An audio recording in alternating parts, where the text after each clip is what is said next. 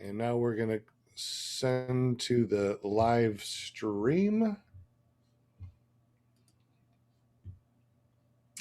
And we are live. I love it. I love this thing. I need to show you what I got here. I got a 4K monitor above my little laptop, and I can see everything. I can see the chat. I can see everything. This is so cool. However, I don't see us on it. Do you guys see us on it yet? Is it working? Oh no, come on. Do you see us on it? Is it working? Damn it. Well, things come to those who work. So let's get to work. Maybe it has to go through the commercials. Yeah, it's working now. All right. It has to go through the commercials, I guess. That's awesome. I cannot believe that we're on episode 67. All right, let me go back to this one right here so I can see everything. I am so happy. You know what? I'm just going to tell it to everybody that's right here right now. I put in my 2 weeks notice for all those jobs that I had. And on the 23rd, I broke free from all jobs and I'm going 100% all paramotor. And that's it. I will just be a paramotor guy. That's it. That's all I'm going to be doing. Welcome, everybody. Today, we have an awesome guest, Winging.it.woody, and we're going to introduce him in just a moment. But let's go ahead and go through our panel real quick. We have Paramotor Girl, Flying Flamingo, and you can find her at paramotorgirl.com. We have JP Tool, and of course, he's our senior engineer that's going to take care of you in the background. Make sure you say hi to JP Tulo so he can put you on the spinning wheel of winning things. Find him at jptulo.com. You got Brian Haybale Waller. What's up, Brian Haybale Waller? You can find him and all of his crazy shenanigans at ppgbrian.com. We got Linda Anderson. She's our cheerleader. Go ahead. Yeah, see, she's got her little cheerleader things going. That's awesome. You can find her at paramomusa.com. If you want to be on the show, make sure you get up with her. We also got Paramotor Co. Actually, it should be Paramotor Lear, or is it PPG Lear? Should be ppglear.com. There we go. So we got Eric. He's going to be in the background. He's going to be helping us find your questions and popping them up here so we make sure that we get up with you. We also got Never Trust the Skinny Chef Shane in the house, ppgshane.com. He also has a show on Tuesday nights, so make sure you run over there. He also tells jokes, so if you want him to tell a joke, you might need to say something in the chat to prompt him to tell a joke. But now let's go to the man of the hour, the person that you came here to listen to, Winging.it.woody, Robert Woodall. Welcome to the show, my friend. And you still are on mute, by the way, so unmute yourself. What's up, guys? Hey. So tell us a little bit about yourself and how you got into paramotors. All right, so Robert Woodall, Winging.it.woody. I'm 30. Started with dirt bikes. I got a buddy of mine that he started coming over and riding bikes with me every day. And then he told me that he was going to a flying field. I'm like, what do you mean you're going to a flying field? He's like, oh, my dad flies these carts. I'm like, you mean a go-kart in the sky? He's like, yeah. So of course I'm on my way. I'm like, dude, forget these bikes. Let's ride. We go out there, we check it out, and I'm hooked. Day one. As soon as I see this thing, I've got to get one. Got to try it. Well, of course, you know, I mean, I thought I was going to do it on my own, to be honest. I was going to go out there and wing it, just like my name says. Right. And fortunately, his dad, Neil, stepped in and he trained me, got me off the ground, and I ended up being his first student. He started a school this year. So, yeah, that's how all this began. Well, before we jumped on live, we were on our pre-show, and you were telling us about all your shenanigans that's been going on. I actually kind of want to jump to that before we go through the other things that we talked about. We talked about swooping into a pond. Now, JP, if you can pull that video up real quick so we can kind of see what happened, and you can tell us what's going on in this clip. JP, whenever you're ready, sir. And tell us, what's swooping into a pond all about? So yeah, we go over down to Plain Crazy for a little friendsgiving down there, a little friends and flying thing. And of course, everybody's out there, and I'm really Cindy, and I decide I'm going to go through and show off and foot drag their pond in the front yard. I'm coming over the top of it, and I'm a little high, so I'm like, oh, I can swoop this. I go through, I pull my brakes, let it loose. And about the time my feet hit the water, I realized I had messed up. You can see I tried to go full power. I thought I'm getting out of it. Oh, you And almost right had there, it, dude. Almost. almost. Nope, I didn't get out of it. Really, if you look close, my heel is inches from the prop, dude. So close. Yeah, it looks like it looked like your legs went backwards. Yeah, Straight both his back, legs yeah. are back by the cage there. Both legs went back. My heel actually caught the bottom of my zenith. And then as soon as I realized, I went full power, went for the flare. I wasn't getting any climb. So I just hit the kill switch and took a deep breath and grabbed my buckles. As soon as I grabbed my buckles, I was underwater and went to kicking my feet. My head pops up and I realize I'm fine. Well, I didn't even unhook. I didn't want to. I was like, man, I'm not going to swim back out here for my gear. I'm just going to swim it to shore. My head's up. I just start kind of doggy paddling my way, keeping to shore. As soon as my toes start hitting some soft mud, I'm like, yeah, I'm good. Then that's when my glider lines got tight. And once your glider line, the glider dove, you see it dive forward and pitch into the water. Every sail filled up with water, just as if it was wind. So it's fully inflated, or whatever you want to call it, underwater. And it's like a big anchor. I could not move. I dug it, two grown men are reaching off the shore, grabbing my cage, trying to snatch me out the water. I'm telling them to stop, thinking I'm about to damage my glider. Finally, thinking rationally, I just grab my brake lines, pull them, and that pulls the glider to the top of the water. And it frees me and lets me climb out of the pond. The angle looks like the wing is going into some tree branches. Is that just a mirage? Yeah, the pond does like this little kidney bean shape. So I knew that as soon as I touched, I was going to turn and just make the whole kidney bean. But no, it's the angle. I'm a good ways away from the tree. This is actually the neighbors. So the video we're super lucky to have. The neighbors just seen it and they was like, oh, this guy's about to mess up. Pulled out their phone and there it is. Man, that could have gone bad. I'm glad you're How okay. deep was that water, and where were you wearing flotation? No float, 14 foot deep and no flotation. Yeah. And you're not 15 feet tall, so that could have been dangerous. Tell us what happened when you went into the water. What would you do to unbuckle and break free? Well, like I said, as soon as I knew I was going under, I hit the kill switch and I grabbed my buckle. I went for my chest buckle and my lap belt at the same time, right after taking a breath.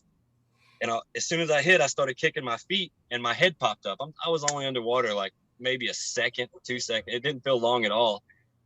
And when I realized I was floating perfectly safe on top of the half tank of empty gas that I had, because I only had 6 liters in a 12-liter tank. So I was floating good and I realized I was safe. I didn't even unbuckle. I just went to swim in my gear to shore. And yeah, don't recommend doing that. I recommend have floats, have a cut knife, because when that glider gets full of water and those strings get tight, you're not moving it. You are stuck. Just because you're floating, the game is not over. How long did it take for people the bystanders to get there to your aid? Luckily, the dude Cody was there and in his boxers way before my feet hit the mud. He was ready to dive in, and I'm sitting there. No, I got it. Don't do it. Don't do it. That's but yeah, awesome. It was super quick. That's the fortunate thing about nobody wants to see it. Everybody wants to keep them safe. Of course, I got clowned on the whole weekend for the rest of the weekend. As you should have, as I should have. Rightfully so. But yeah. I mean, in all fairness, they say the sport is as safe as we make it, and whenever we foot drag water, we put ourselves at greater risk for sure. Absolutely. There's a lot of stories of people that went in water doing something like that. I guess it's got a lot of drag when you hit it, man. More than you would expect, You see where my feet went. As soon as they hit, it was a second. They're behind me. And I full power tried to get them in front of me. And yeah, next thing you know, my knees hit. All I remember is my face hit smack. That terrifies me to think about. You're at full throttle and your legs are behind you trying to get to the prop, man. You say you managed to kill the engine as you're going in? As I was going under. Yeah, because So my feet hit, they went behind me. I went for a flare / full power, and then I pulled my knees up in front of me, and that's when I realized when my knees got wet. I was like, oh well, I guess I'm going under, and then I hit it. It still ended up getting a couple rotations and filling my block up with water, so we had to clear it all out. Got my heart rate up just thinking about it, man. Visualizing going through it. That's rough. I took a dive in the water not long ago too, and you know, the thought of drowning does cross your mind. It did, yeah, instantly. As soon as you hit, yeah, that's the first thing. I'm not gonna lie. I was like, oh no, here I am. I'm another statistic. How hard was it to get out of your harness? Do what? Sorry, Sean had a question. My bad, man. Oh, I was just wondering. You know, it's like, did you think you were a goner? Like I said, for a half second, I was going through. I went underwater. I was like, oh no, here I am. So I took a deep breath, and I instantly went to kicking my feet, and I was wading the water. So as soon as my head come up and I was wading, I knew I was clear. So it was for a brief moment. Yeah, I thought I was in some serious trouble. But really, with everybody that was there watching, I know I could hold my breath a while. I figured someone would come in and would rescue me. But you never know, you know what I'm saying? You don't really know. So of course that thought crossed my mind. What were you going to say, Brian? I was just wondering, you know, trying to get out of your harness once you're in the water. How hard was that? Well, I get in and out of a harness every day for work. So it's kind of, the buckles are second nature to me, just where they're at. So I instantly went for the chest and the lap. My hands were on them, but when my head popped up, I honestly just didn't want to have to get wet again to get it out. So I didn't even get out of my harness the whole time. I just swam to shore and climbed out with my motor on my back. You said you're on a Zenith, which is the dudek harness. Yeah. That harness has always made me nervous because the more you pull on those straps, the more secure the buckles are. So if you're pulling on it, if you're yanking on the buckle and squeezing it, it's not going to come undone, right? Like you have to ease it up and pinch, or it won't release. Correct? Yeah, you are correct. Yeah, once they're loaded up, they really don't like to come undone. Mm-hmm. Can you show that clip again? Yeah. JP, I was just showing his other footage while we were talking from his channel. Yeah, I was adding names to the wheel, which can't screen share. And yeah, that was just one of the times complacency almost got me. Yeah, we're going to go to your other complacency here in just a moment, but yeah, I wish I had footage of that one. That was wild. I don't think you mentioned, but you said all your gear was fine after you went into the water, right? Yeah. My reserve got wet, so we threw it. I got to do a practice reserve throw that day. We cranked up another motor, another cart, put it up against the wheel, and I stood out there in the field. We dried it out using net, and yeah, everything was fine. We went through, inspected it. Matt was there. We had to pull the spark plug, pulled the starter a few times. Water shot like 10 foot out of the spark plug hole. Yeah, it was fun.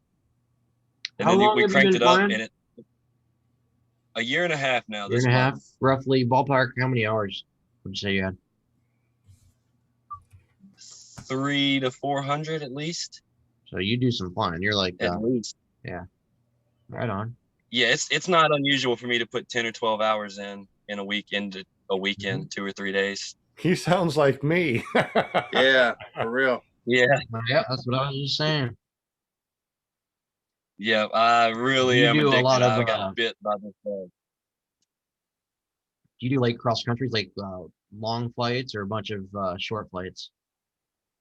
I mostly do high altitude acro runs. Nice. Like I'll just like to climb up to 5,000 foot and fall with style all the way down to 1,000. Yep. Yeah. I've had the cops called out to our local field to have to do a wellness check a couple times. They pull up and they're like, "Hey, we heard that there was a one of y'all falling out of the sky about to crash. Is everybody okay?" And I'll come swooping down, circle the guy, and land. And I'm like, "Yeah, dude, we're good." Yeah, they pretty well know now. anytime they get a phone call, they're like, "Yeah, that's Woody acting a fool out there." Any of the police officers take interest in it, the sport? They every time they show up, they show interest, but we haven't had one actually come out yet. Gotcha. Yeah, I mean, you hear a lot of stories about people just seeing it, you know, a paramotor for the first time and you know, chasing them to they land and then learn how to fly them. Yeah. Yeah. Wingin.it.woody, 59 subscribers, man. We're going to have to work on that right now. Yes, we will. You can go to his channel on YouTube, and you can get there by going to paramotorguest.com, or you can just search for it at Wingin.it.woody. Woofy Woody. Make sure you subscribe and hit that bell notification. Yeah, that'll motivate me to finish this camping trip video I've been working on. Absolutely. So we got 59 subscribers. Let's see how many subscribers we can get you up to. I'm showing 60 already, and I am number 61. Woohoo! Appreciate you guys. Yeah, man. I'm going to be keeping up with your content, though, for sure. For sure. What size carb are you on? That's a 20. 20? Nice. I'm about to list it for sale and go into an 18. Really? How much you want for it? What? That's you doing all that acro? Yes, sir. Dude, he's out of control. Look at this. Dynamic sets. Wow. Yep. Is that video being played in real time, or is that fast forward? This is real time. Yep. Yeah. At the end, whenever you see where I go from a sat into like an asymmetrical sat, that's real time. And the second, this right here, this is real time. And then I go through and I slow it down just so you can actually see how many rotations get into it. Oh yeah, this is just a loop. I actually learned how to do the dynamic sat that weekend out there in a beta. Looks good, dude. Looks good. It was, yeah, dude, it's on the carb, it's fast. How many hours do you have on that carb? At least half my time, probably. Yeah. Yeah. It's taking a bath. So yeah, I'll give you $1,000 for it. We'll talk. We'll talk. Yeah. I've actually got a buddy of mine who's interested in it. Oh yeah. He's gonna fly it next week. Okay. Yeah. And I want to put new strings on it before I sell it. Yeah, that's something that happens when they get wet is I've heard that depending on how you dry it, they can stretch or actually not. What's the opposite of stretch? They can shrink. They can still shrink yeah, up. which you don't really have the shrinking issue with Kevlar as bad because they're Kevlar strings. Well, and those aren't sheathed, correct? They're not sheathed either. Yep. Yeah. For speed. Yeah, like this is slowed down right here. Just you can see that it was asymmetrical. Mm-hmm.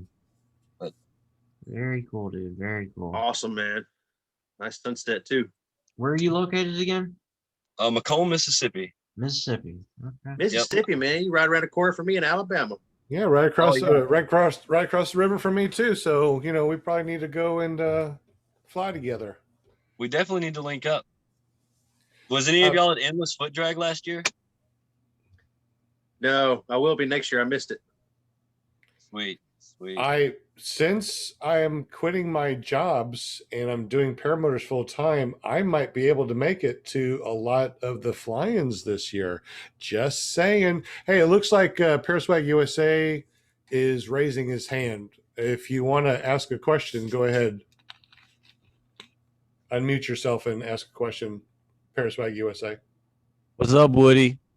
Oh man, how are you doing? Guess what I have in today? You have the Rebel? I have them in. Sweet. I'll text you and you can tell me what color you want. I'll tell you what I have. Awesome. Yeah, I've been flying there the Evo Alpha, shredding it, and that thing's a lot of fun. I really look forward to sending the Rebel. Yep. I just wanted to let you know about that. Did you get the Alpha sent off, hopefully? It's packaged up and will be in the mail tomorrow. Awesome. I know he's stoked about getting that. Yeah, I took this last minute trip down here in Broussard, and that's what kind of held me up. I apologize. Oh, it is what it is, man. I'll just let him know. Yeah. Was you flying the Evo in any of those videos that you were showing? The dynamic sat, the one he just played, yeah, that was on the Evo. I'm pretty sure. And the arms held up for you on that paramotor pretty good? Yeah, they're holding up great. I haven't bent them. I bent the Parajet arms like the second time I did one of those dynamic sats. I've heard about that. Yeah. Yeah. But no, I've done probably a half a dozen to 10 sats on the Alpha, and they're great, solid. How's Dude, that's the awesome. the torque steer on that, or the Alpha, the hang points, it's the cloth point where it attaches. It allows it to pivot at the arm, and it's a little bit lower than the thrust line of the engine. So you do get a little torque from it. I compensated that by adding a second soft link to the swing arm to kind of make it attach here. So now instead of the pivot point being here on the swing arm, it's up here above the thrust line. So the thrust line's hit here now. And that really took away most of it. nice? Yeah.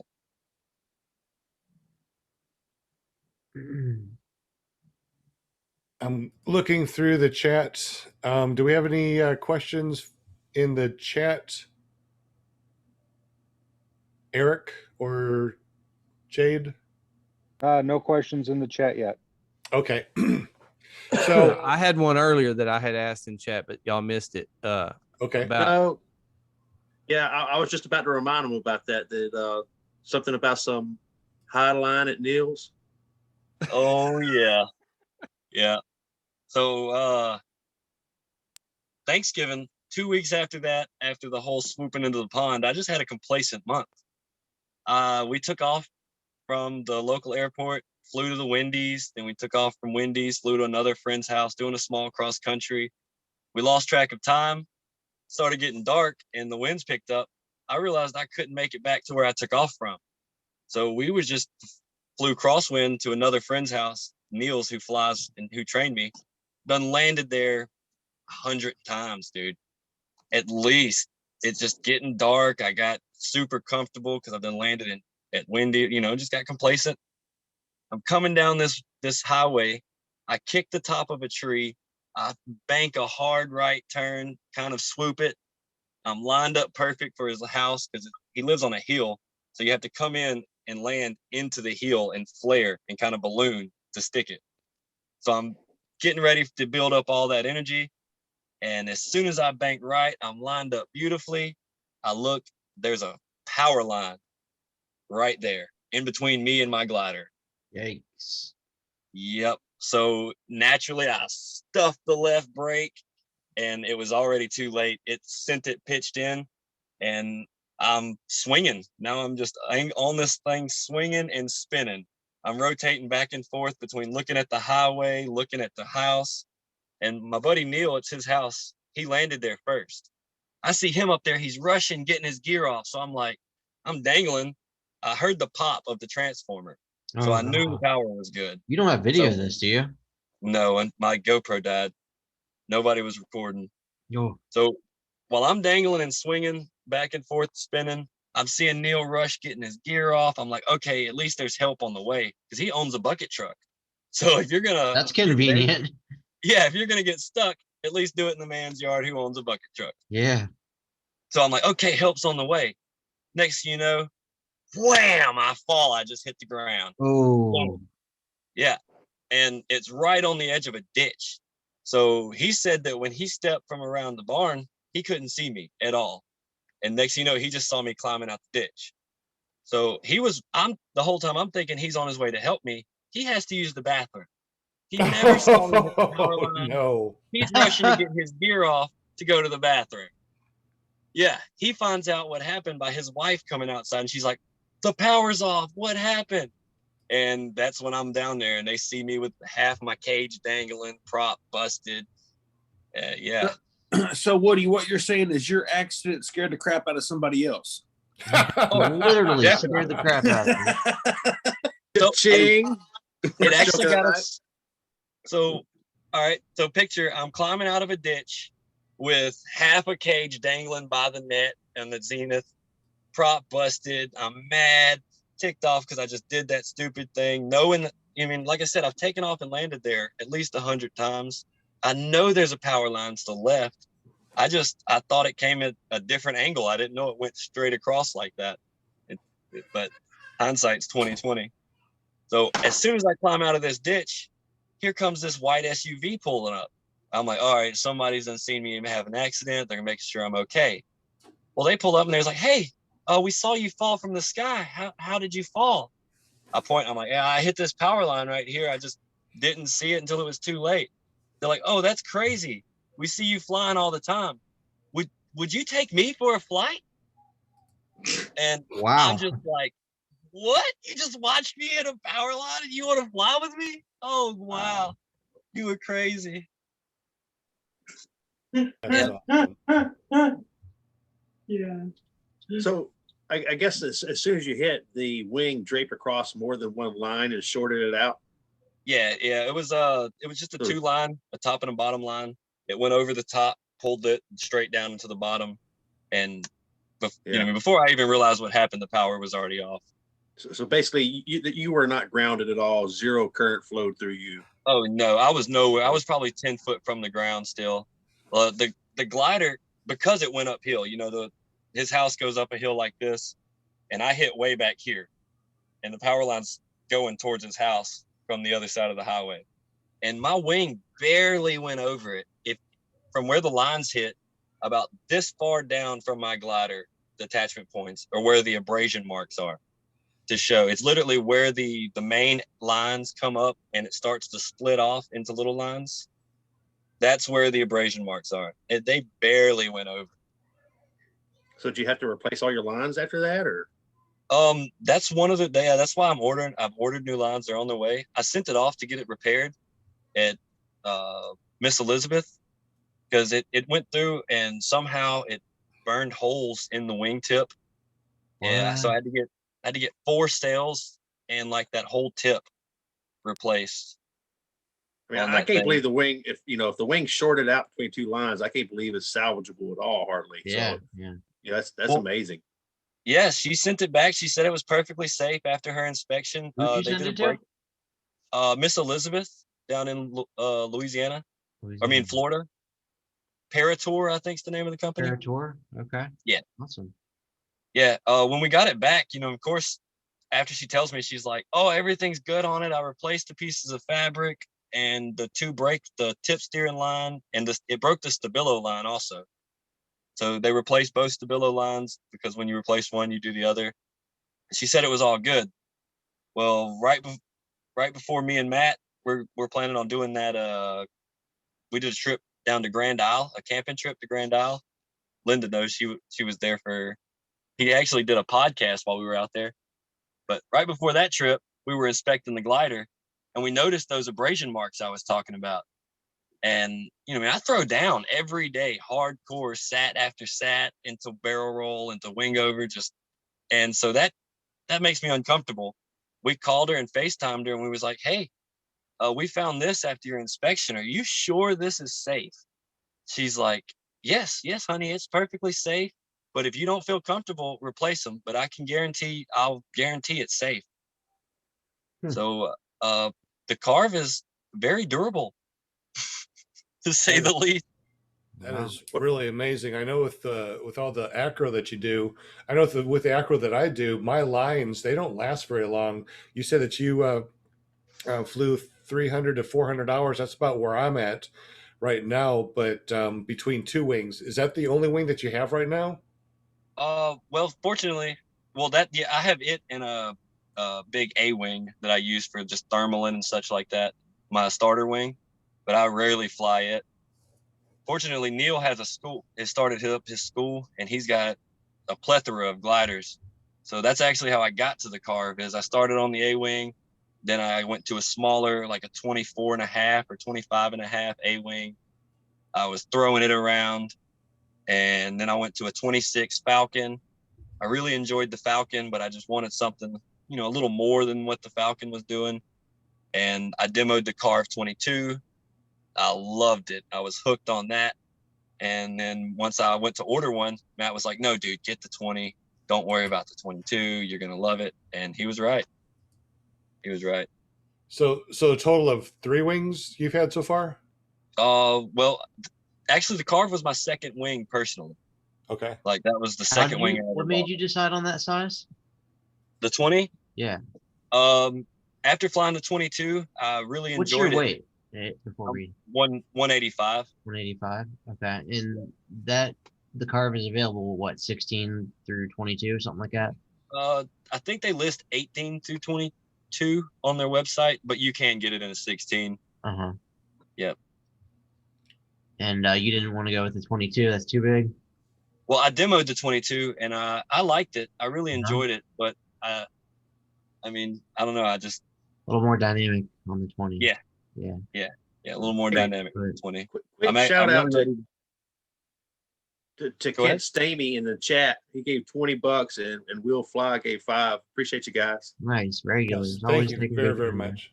Thanks, guys. Mark H just said too, I wonder what life of 9 he's on. Dude, if you've heard of the way I rode motorcycles, I'm probably on 11. Wow. Yeah, my record time from Macomb, Mississippi to New Orleans, I don't know if I'm allowed to say this without getting in trouble, but we'll see, is 45 minutes. Well, you can say allegedly, I can go this fast, but I really don't. Yeah. Allegedly, if it wasn't on public roads, you can do whatever you want, right? Yeah. Off-roading. Yeah. You're doing it off-road. So supposedly, from what I've heard, is you can make it from Macomb, Mississippi to New Orleans in 45 minutes on a motorcycle. So if you could do it in that time period, what's the average speed that someone, not you, of course, would have gone? What was the speed? Average 140 miles an hour, even on the dotted line. I have to say, man, I've been faster than that on a motorcycle. That long though, for 45 minutes? Have you ever maintained not for that long? 45 minutes? Okay. Yeah, that's an average. That was the average. Yeah. Anytime there was crazy. traffic, you come up on traffic, in the game, you want to slow down. You know what I mean? You don't want to go through and just spit. So, but yeah. I have to be honest, man. I like your personality and your go getting this, man, but you make me a little nervous, man. Yeah. Well, I have toned it down a lot. This just honestly, man, it's coming. Like I keep thinking of Dustin. Like there's so many things you have in common, and I know that you've probably gotten that a little bit. So I hate to even bring it up, but man, we especially to everyone in the chat and everybody watching, I think it's really important that we stress safety. And and that's part of the reason I have toned it down is one. I don't want to influence other people because I've at a year and a half, everybody's like, oh, dude, he's only been flying a year and a half. So at a year, I should be able to I can go do that. Yeah. Yes. They don't see that the 200 hours that I spent climbing to 5,000 feet, learning wingovers before I did my first barrel roll. You know what I'm saying? So like, they didn't see all that and they don't think about it. They're just like, oh, dude, he sends, I can send. And that has opened my eyes a lot. I don't want to influence nobody. And not only that, I want to do this till I'm old. I don't want to just end it. Absolutely. Yeah.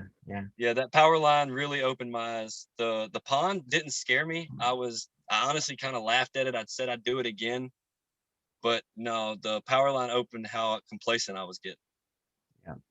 They sneak up on you. They sneak up on you because that's it. As soon as you get over comfortable, you think that you've got everything in the bag. That's when it happens.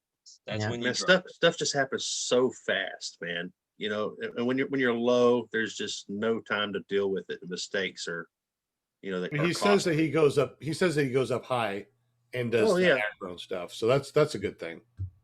Yeah. And apparently Brian Waller is a pimp.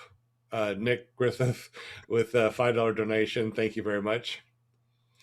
Yeah, he gave my secret to early retirement out. Damn you, Nick. Is that people where do I sign up? But no, Winging It Woody, man, for real, man. I mean, dude, you're killing it. I mean, for example, I've got a year and a half. I've been flying as well, and I've only got like 50 hours. And you took a break too. You took a break. Well, 3 months, but But anyway, man, we all learn at our own rates. I've met several people like you that are real go-getters that, you know, they're up there doing acro and advanced stuff in their first year. But it's because they put in the time and they've got so much experience flying already. So some people learn at different rates for sure. But it is as safe as we make it. And man, I sure hate to, you know, get a message in the chat one day to hear that you had an accident for sure. Yeah. No, I'm keeping it high. I've got an excellent, I've been working with Matt a lot lately, or actually probably since the beginning. He was there for my first flight at our fly-in Mississippi that we have. And he witnessed my first flight. He saw the progression. Like the first 9 months, I was your typical coming in, landing in the middle of the field pilot. And then it clicked. Like I realized that I ended up flying into a storm front, and managing that, getting on the ground safely and all that. And it opened my eyes that, hey, dude, you can fly. You know what you're doing. Just relax. Don't get so stressed. And then talking with Matt and a few other pilots, getting pointers, just it progressed slowly. Hey, we have a couple questions in the chat. One of them from Jim CR120. How old are you? And he sounds like he sounds like many young guys, 10 feet tall and bulletproof. Woody, how old are you? I'm 30. Okay, and how many reserves do you fly with, considering your risk factor from slow days? One at the moment, but the second one is ordered, because Okay. the next from here, the next maneuvers that I'm going to are really technical. I mean, the dynamic sat is technical in itself, but you've got a lot of energy. The next ones, they're going to get a little more and more tricky from here, so I'm going to go through and have that second reserve. Plus, I'm getting a smaller glider, so I'm gonna go out on a limb here and ask. I'm guessing you've probably had a SIV, or you've been to some sort of SIV type course. no, sir. No, all this was learned over a cow pasture in Macomb, Mississippi. Really? Yes, sir. Wow. You don't have to call me sir, man. I'm not much older than you. I mean, yeah, it's. Hey, Woody, how much time did you have under your belt when I met you at EFD? I had just made a year. Wait, that was in September, right? So I wasn't even a 1 year pilot then. Yeah, I was 10 months into flying, and But you were already doing wingovers. You weren't doing any sats at that moment at that time. yeah, I was super. Yeah, I didn't understand the sat, and when I saw somebody do the sat while I was there, and I was like, whoa, that is the next move for sure. Yeah, I was doing barrel rolls, wingovers, just cutting it up every time. Like I would hang out with Matt down there, and while I'm sitting there, people would walk up and be like, dude, I seen you shredding it over there this morning. And he'd be like, oh yeah, you did? And he's like, yeah, you were on your blue car. And he just laughed. And he's like, bro, I've been flying tandems all day. That wasn't me. I was just sitting back there grinning, because you know what I mean? For people to compare that, your maneuvers to that, somebody who's been flying at that caliber for so long, I thought I was the man. Dude, I remember that video that you and Matt did in the para tent, because you had long hair then and you were laying on your stomach, and we walked by and it looked like there was a girl laying there with Matt, and you raised up. I'm like, what the? That was actually Carson down there from Happy Thoughts. Yeah, that's right. Yeah, it was Carson. I forgot. That's right. Yeah, that was his idea. He walks up. He's like, dude, you should let your hair down and let's get in the tent. We'll video somebody walking up, and they'll be like, hey, bro, it's time to fly.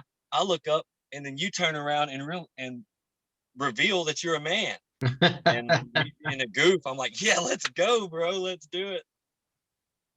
That's funny. There's lots of questions rolling into the chat for him now, man. Hey, real quick. While I got everyone here, we get a quick screenshot. If everyone will just smile. Yeah. 1, 2, 3, Paramotor or cheese. Perfect. Thanks, guys. I think I heard 3 of them. Hopefully one of them will work. Yeah. Base jumping. I think I saw somebody, Tony Marzano asked any base jumping. I'm supposed to do my first base jump at the end of this month in Utah. I'm pumped about that. I just found out this week actually that that's a go. Wow. Yep. So I'll do my first paragliding trip and base jump in the same weekend, if weather permits, of course. I have to ask Woody, and I should know this, but are you married and do you have children? No. That sounds like a forever no or something. I mean, marriage is weird. It's like, I love you so much, let's get the government involved. Right. You know, so You're like, smart. and Smart, the kids Wingin. thing, I love kids, but I really like living this lifestyle that I'm living now. And you couldn't do that with another life that you're responsible for. That is true. Yeah, very true. At least the way you're carving up the sky. Yeah, well, I don't think that would change, but the whole just like leaving on a random Wednesday night to drive to Broussard to fly for the weekend, or calling up and striking out to go to Grand Isle camping for the weekend on the same note, just one Wednesday night, we're leaving Thursday morning, sending it. Hey, I would have. Go Real ahead, Brian. quick, John Wayne is in the air listening to us on the podcast as he's flying. So, hey, John Wayne, thank you for listening while you're flying. Love you, John. That's I awesome. almost did this podcast from the air, but it was a little trashy, so I decided to just best sit down here and The win. podcast or the air? Yeah, I had my reserve set up and everything. So who's giving you the free flight lessons paragliding out in Utah? We're going to meet with Chris Santa Croce. Yeah, I think I heard that name before. Yeah. He sounds familiar. He's pretty decent from what I hear. Yeah, it sounds like you're meeting some pretty big names in the sport already. That's Yeah. pretty cool. I know Who he do met you up with Brian Waller. I mean, that's pretty big name right there. Who's Dude. that guy? Like you said, we started at this close to the same time. And right as you hit the hay bale, I was just getting comfortable with low flying. So you set me back so far after that. Wow. Like, because I I was didn't set you back nervous. far enough. You landed in water, hitting power lines. Well, yeah. It was probably a good thing. That's funny, man. I'm glad. That's funny you saw the video. Yeah. I think a lot of people saw the video. Brian, everybody's seen the video. Yeah, I think so. Everybody in the paramotor community and a few others probably. Oh, yeah, for sure. For sure. Yeah, we got to learn from our mistakes, man. That's it. And No see, that's doubt. why most people are ashamed. They don't want to share what they've done, the mistakes they've made, because they want to hold this reputation. They're like, oh, I'm great and I've never done anything wrong. I want to vocally express what I've done wrong. That way other people will realize, oh, snap. You know what I mean? Don't get complacent. He got here and look at everything it took to get here, all because he got in a rush. He wanted to get there today. You know, if I went down the list of props and spars that I went through, goofing off and trying to do all this on my own, it would, boy, I definitely lost some money. So there's a saying that I've heard: what you don't spend on training, you'll spend on gear and frustration. Will you say that's true? Very true. Yes. Yes. I've talked to some other people that self-train and are like, yeah, I never broke a prop, never broke anything. And there's exceptions to every rule, but yeah, that's what I heard. So tell us more about your training. So my training, I was my instructor's very first student. He's been flying for 9 years under the parachute on it, just around locally. He did it all on, like, he had friends come in and out, but they did powered parachutes at first. So him and like 4 friends had the powered parachute and they backed out of it. So he ended up being on his own. And when I come through, after my buddy introduced me to him, I started learning. I was doing like everybody, getting on eBay and Facebook, trying to find the cheapest machine I could, because I really couldn't afford to get in the sport, even though I liked it so much. And he was constantly telling me, he's like, dude, the gear is going to make the difference. The gear is going to make the difference. And he kept pushing me. He was like, dude, you need to go training somewhere, pushing me towards Matt. Talking about go to Matt. Finally, he realized that I'm hard-headed. I'm not going to go somewhere. So he helped me helped me find an A-wing, a Nova 28. taught me the basics of kiting, and he agreed that I could take my first flight on his equipment as long as, everything was perfect. I had to have everything down. So I spent 3 days in nil wind, perfect flying conditions, like literally 0 to 5, gusting 5 in this field, running up and down, practicing forward launches on a 28 meter, like 6 to 8 hours every day, just kind of back and forth, up and down this field. Like the winds were so soft, I could literally forward launch one way, lay the glider out, and just forward launch back the other way down the field for 3 days in a row before I took my first flight. So I earned it. I definitely had to work for it.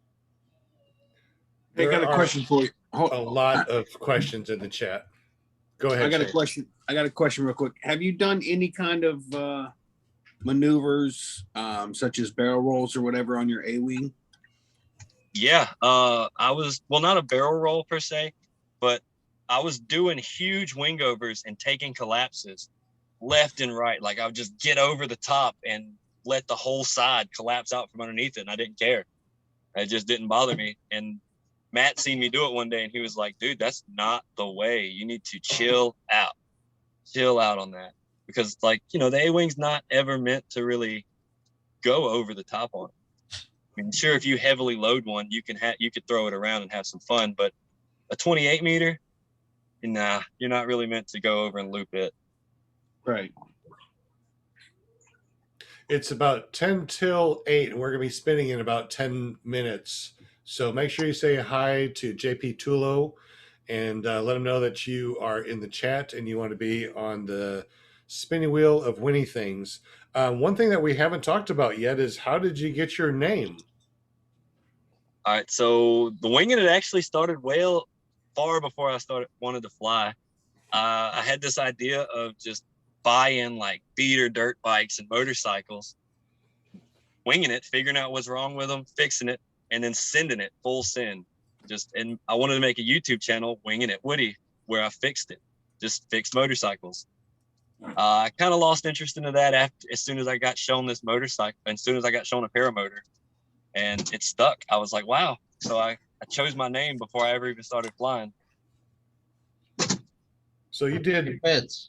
Oh, we got a bunch of questions in the chat. Who wants to go through all the questions that Eric put in the Zoom? Eric, did you want to ask the questions, or who wants to ask the questions? I can. There we go.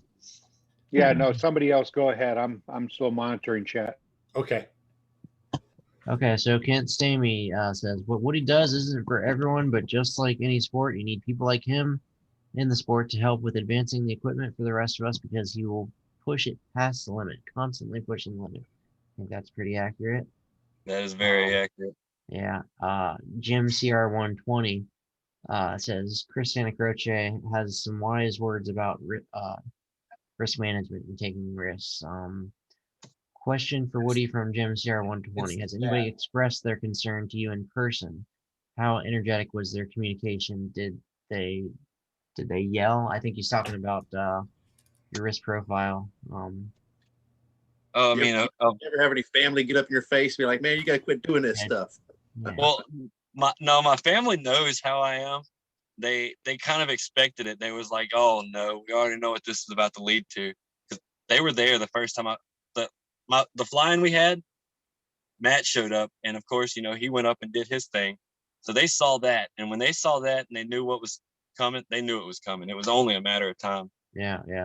So, but yeah, Neil, my trainer, he slowed me down a bunch. Like I said, I was coming over the top of my A-wing, taking collapses left and right.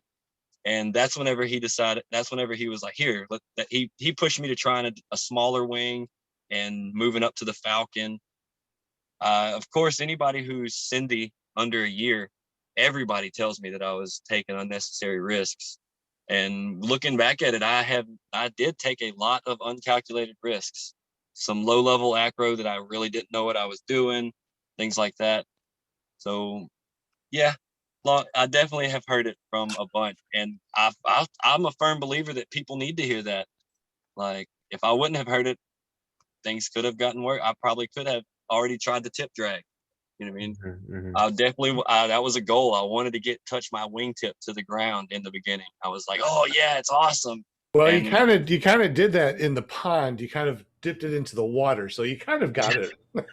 yeah, no, I mean, I'm sure I'm fully capable of doing it. I know I can, but like y'all say, the risk versus reward, like what is it? Ooh, I touched the ground and I damaged my glider slightly. That is true.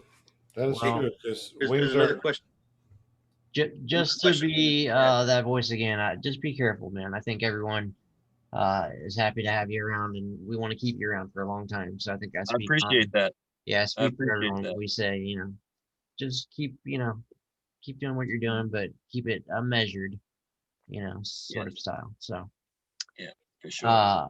Tony Marzano says, is this dude doing the van life? That looks like you got drapes behind you. Are you in a conversion van or something? I'm in Matt's Sprinter van. Just Okay. avoiding the wind. Yeah. I'm I know looking Matt, for a van now, actually. yeah, Matt does the van life. Yeah. Any I'm looking for a van to join. Yeah. Angela Presslick wants to know, are you planning on doing any instructing or training or anything? Yeah, I do plan on doing some instructing. I'd like to go through and start training here within the next few years, for sure. Awesome. Jim CR120, question for Woody. Did we already do that one? Do you have any kids or nieces or nephews? Would you recommend they follow in your footsteps as a pilot? What advice might you offer them? Yeah, no kids. I do have 4 nephews and a niece who are awesome. I love them. And yeah, I definitely, I know one of them's hooked. One of them's definitely going to fly when he's old enough. Awesome. And hanging out with Wyatt did not help my chances. Oh, yeah, that'll do it. Huh? Yeah, none. But I don't think kids have enough fear for this sport. Yeah. Like, I mean, they get up there. I know me, under the age of 16, I definitely did not need to be on one of these. I mean, at 25, I probably didn't need to be on this. I mean, I was very at 40, you're gonna look back and say at 30, I shouldn't have been on one. Right. Yeah. You know what I mean? Very much, probably. I feel like it's terrible, some of the videos of the accidents that we see, but they serve a purpose, and so often we only see the good, in the sport, and I think there's a lot to be learned by releasing the accident videos. And yeah, very much so. If people would just talk about the mistakes, other people probably won't make them. At least recognize the mistakes and analyze them to see what could have been prevented, to see explain what should have been done. Yeah, absolutely. like in the pond, I should have just done a go around. I'm fully capable of foot dragging that pond, but I got too much in a rush. I was high. I was really high. I decided that I would bleed off all that height with a swoop, and I miscalculated it. Forced it a little bit. I forced it. That's exactly right. When really I should have just did a go around, lost that altitude, got lined up perfect for it, and did it, because there's grass on either side. You can actually come through, touch the grass, foot drag the grass into the pond, make the curve, and come out the grass on the other side. I just, not thinking in the moment, rushed it, forced it in, and it cost me. So I have a question for the panel. Going back to the age thing, when he said he was 16 or 25, he shouldn't be in this sport. I started this a year and a half ago myself, and I think between 16 and 30, I would have been dangerous in this sport. I totally agree with that. Does anybody else feel that way? Yes. 16 and 25 for sure. I have always said that if I was in my 20s when I would have gotten into this sport, I would have been more daredevilish. I would have pushed the limits. I actually feel a little bit the opposite. I feel like I don't know, I've always been kind of reserved and very meticulous and careful. I feel like it's definitely a per person's yeah basis. Like, you have to evaluate the individual and go from there. And that's a lot to do with training in general. you need to evaluate this person and figure out the whole way to approach them. Yeah. I mean, are they going to be a high risk factor? And that's one thing I appreciate about Matt is he noticed that I was kind of a high risk profile pilot, and he stepped in and gave me the pointers I needed to make me a safer pilot. Because I mean, nobody wants to have like somebody get injured or worse, that die in the sport doing something that they love. That's terrible. Yeah. A friend of mine, Will Fly, which is in the Zoom meeting right now, he just put out a video about a week ago that you ought to watch, Woody, man. And it's talking about the different things that'll get you in trouble when you're flying, and gives examples of them. It's a really well-made video, and he makes good videos in general. But I'll let him tell you about it. I see him on mute. Yeah. Hey guys. I wanted to jump on and congratulations, Sean. Oh, thank you. Thank Yeah, you. you gave up your job. Is that what you said? Yes, I did. In 2 weeks, I will be job free, and I will have to do everything paramotor to make money to be able to. I mean, I'm going to have a hobby that I will be able to pay my bills with, and not work from 4 o'clock in the morning until 10 o'clock at night working 3 jobs. I just can't do that anymore. I'm done. I can't do it. Something you love. You never work a day in your life. That's exactly what I want to do. Yeah. Oh, and to represent my buddy Nick, Brian Waller is pimp. He's not a pimp. I think you said Brian Waller is a pimp. Just, you know, I'm glad you clarified that, man. I'm gonna have the whole world thinking that they can come be. Hey, I learned the meaning of the word last week, so That's because he walks with a limp. A pimp walk. with the pimp with the limp. Yeah. He's a pimp at the limp. I'll take it. Exactly. Oh my God. Well, anyways, Brian, Brian. thank you for the compliment too. But no, the video was something that I put together because complacency was something that I just had happen to me, and I was ready to send it, and I did. And as soon as the wing started to lift away from me, I realized I hadn't buckled my leg straps. So, but I did go through my checklist. I just didn't go through it the way I should have, you know, with the backup and really checking and taking the time to do each individual task. But so anyways, there's that. But the other thing, and when you were talking, man, I was thinking invulnerability. Do you ever have any kind of feeling like, you know, hey, you know, you're just kind of pushing the limits and bad stuff doesn't happen to me? And before you answer that, everybody has it. So, I mean, I'm not trying to pick on you. I have it. But it's one of the attitudes that the FAA, you know, pushes hard that, hey, you know, bad stuff happens all the time if you don't follow proper safety measures, you know? So anyways, that was just a question for you. Yeah, no, I definitely don't feel bulletproof or like invulnerable.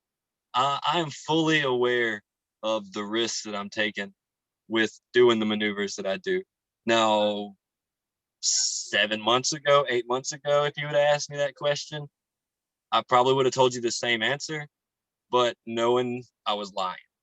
Right. If that makes sense. Yeah. You know what I mean? But yeah, definitely now, no, I'm fully conscious of it, and I've slowed my progression down. Instead of before it was, oh, I can do this move.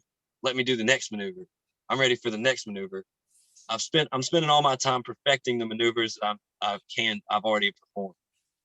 You know what I'm saying? So right. I'm trying to keep it in a lot more of a safety conscious deal while still keeping my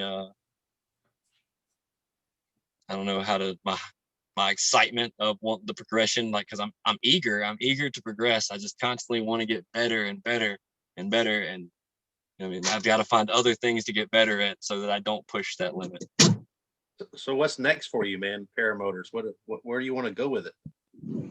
I want to do training and adventure trips. I really enjoyed taking them guys out to down there to Grand Isle and camping with Matt. That was a lot of fun. You know what I mean? So I think that'd really be the thing, is to start taking people on cross countries, because a lot of people they don't know where to go. I mean, they'd love to do a cross country, but they don't know where they can go, and they're kind of they don't want to plan it out. They'd rather just have somebody take them. So. Absolutely. It is a little bit, it's like 1 after 8, and we promised everybody we're going to spin. But before we spin, there's a couple things that I would like to share with everybody. If you go to paramotorcalendar.com, it brings you over here to ppgzone.com for this year's calendar. You can upload your favorite picture that you've taken of a paramotor, of you in the paramotor, of you flying, other people flying a paramotor, whatever you want to do. And we have lots and lots of people that have uploaded. Now, what I would like for you to do is upload. And then what we're going to do is we're going to go through and rate. We got a 5-star rating system on all this. So you can rate for the paramotor calendar. And what we're going to do is we are going to print the calendar up with the top 12 or 18. We're not quite sure what we're going to do yet on these calendars. We're going to print them up, and we are going to give them away on the show, and we are also going to sell them. So please go and check that out at paramotorcalendar.com. Next, before we spin also, I would like to show you a little something in the background here. Let me turn off my background.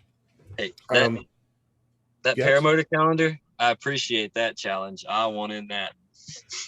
Anybody that wants to, you can go there. It's open to anybody with any picture of anybody flying a paramotor. I mean, it's just totally up to you.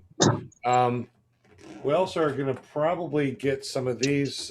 This is like a test one to see how it works. And this is pretty cool. We might get some more made, and we're going to be sending or giving away these also. But Walter, if you're out there, if you're watching now or listening now, see this right here? Sean, he's in the chat. Oh, Walter's he is. Walter, yes. This is your custom carves.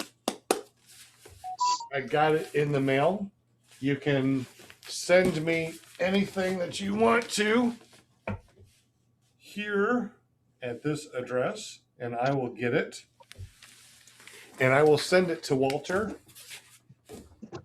in a big old care package in the future, probably June. So if you want to send Walter something, just send it to the address. It's down there in the description below. Oh, well, we're going to give this away. It's slightly used. No. Hey, like my carve, slightly used. There we go. I know, right? But yeah, so if you want to send something to Walter, just send it to the address below. Will Fly picked up a koozie that said USA. Anything that's light. No more big wooden things that are going to go. We don't want to do that. So Walter, there we go. That's for you. Tonight we are going to be spinning. I guess I should have kept that virtual background off. Tonight we're going to be spinning for this right here from Paramotor NC. Actually, you can go to paramotornc.com and go to his channel. This is a nice little iPhone holder with a picture of Paramotor NC, and he's graciously given away these. Pretty cool. And he's also on our spotlight for paramotorspotlight.com. If you do something really cool, something really special, we put you on the spotlight. Custom cars have been on the spotlight for the last couple months, and recently we just put Paramotor NC on there because he's giving away these things for free. All right, so let's go ahead and spin for this one, and let me see if I can find something else that we can give away. Maybe we'll do 2 spins. Actually, who wants more than 1 spin? Do we want to just do 1 spin or 2 spins? It doesn't matter to me. In the chat, what do you guys want? In the chat. More is better, too. What else do we want to give away? Walter says that he wants to send you some money for freight. You have a what do you call it? Patreon, Sean? So that Google doesn't take a percentage. Yeah, actually, I think that we have, if you go to ppgzone.com/clearproptv, if you scroll down, you'll be able to see donate here, and there's some QR codes for Venmo.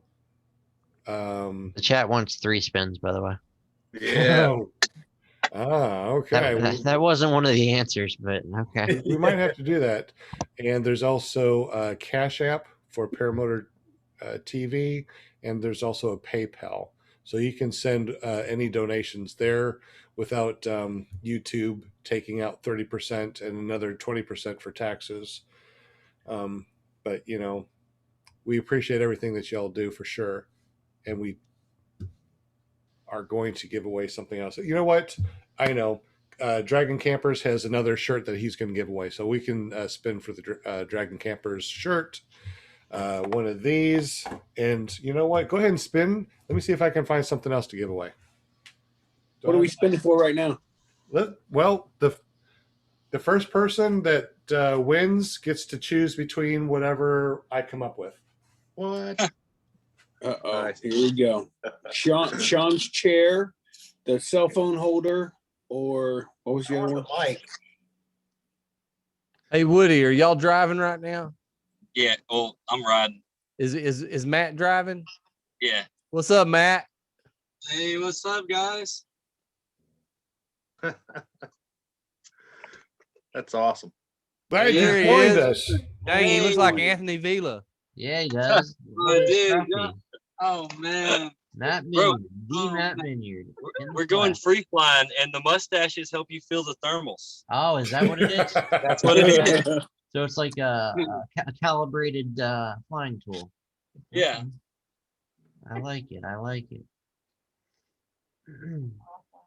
So whenever you want to spin, go ahead and spin. Oh, you're on me. That's your torque compensation. The torque compensation is the mustache. I like it. Hey, Sean, how do we support you now that you're trying to make a business off paramotors, man? Can we buy a t-shirt or what? We are this week and next week, I am going to be building a nice e-commerce website. And as soon as I get everything set up, I will show you everything. Right now, you can go to iloveppg.com, and that is our t-shirt and other merch site. Anything that you buy there does help support me and ClearProp, I suppose. Okay, we ready for What was spin? that website? iloveppg.com. Here we go with the spin, guys. All right. All right, spin that wheel, JP. They call me Vanna. So whoever Man. wins this spin gets the choice between a Dragon Campers t-shirt and a Mobile Mate from ParamotorNC.com. Mark H just said. Can't stay me. Can't stay me. Mark H just said that mustache is like a thermal tickler. Derek. Mark. Paralife branch. The Paralife branch man himself. Woo, that was close. Gilroy Oh, and Mark. Paralife PPG. Nice. I haven't paid attention. I hadn't seen him in the chat. He's been in there. He was in there a little while ago. Yeah. Sorry if missed a couple comments in there. Right. So Mark, what would you like? Would you like the iPhone holder or a t-shirt from Dragon Campers? I know there's a little bit of lag. So I guess we can spin the wheel again for the next one. That way, by the time that Walter answers, we already know what the next person's, or I'm sorry, once Mark answers, then we know who's going to get the next thing. Round and round and round she goes. Where she stops, nobody knows. Mark Mark's taking wants the phone holder. phone hold. Yeah, phone holder. Phone holder. I got an echo named Shane. Shane. Sorry. Have a winner chicken dinner. And same thing, make sure you go over to ppgzone.com/clearproptv and fill out the form. Let us know what Think you Mary- want. Neighbor Mary. Mary No. Really close. I think it's Mary. No. Yeah, it's Wow. Mary. Oh, that was close again. Neighbor Mary. Hey, Mary. Mary, you We won got a Winter Chicken Dragon Campers t-shirt. Please go to ppgzone.com/clearproptv. Fill out the winning form. If you donated tonight, which Kent Stamey, Will Fly, Nick Griffith, and John Wayne all donated, make sure you go to ppgzone.com/clearproptv. Let us know that you donated. And once we have some money built up and we're able to, we're going to be sending out more and more things to all the people that has helped us over these last months and over the last year and a half. Oh. We're going to continue to talk as long as we want, I suppose. Unfortunately, I'm going to have to go do some things to help me after I don't have a job anymore to make sure I have a job. So I'm going to have to break free from here for a little bit. What I will do real quick is I will copy this and I will paste this into the chat. So there'll be a couple of links that you guys can go to. And who would like to be the after show host with the most? I'll be glad to do it. All righty. Hey.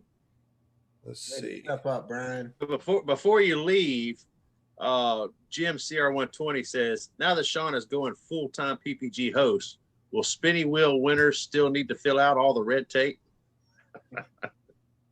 Only if you want whatever you won. Yeah. What's he talking about? Giving your address and stuff like that on the webpage?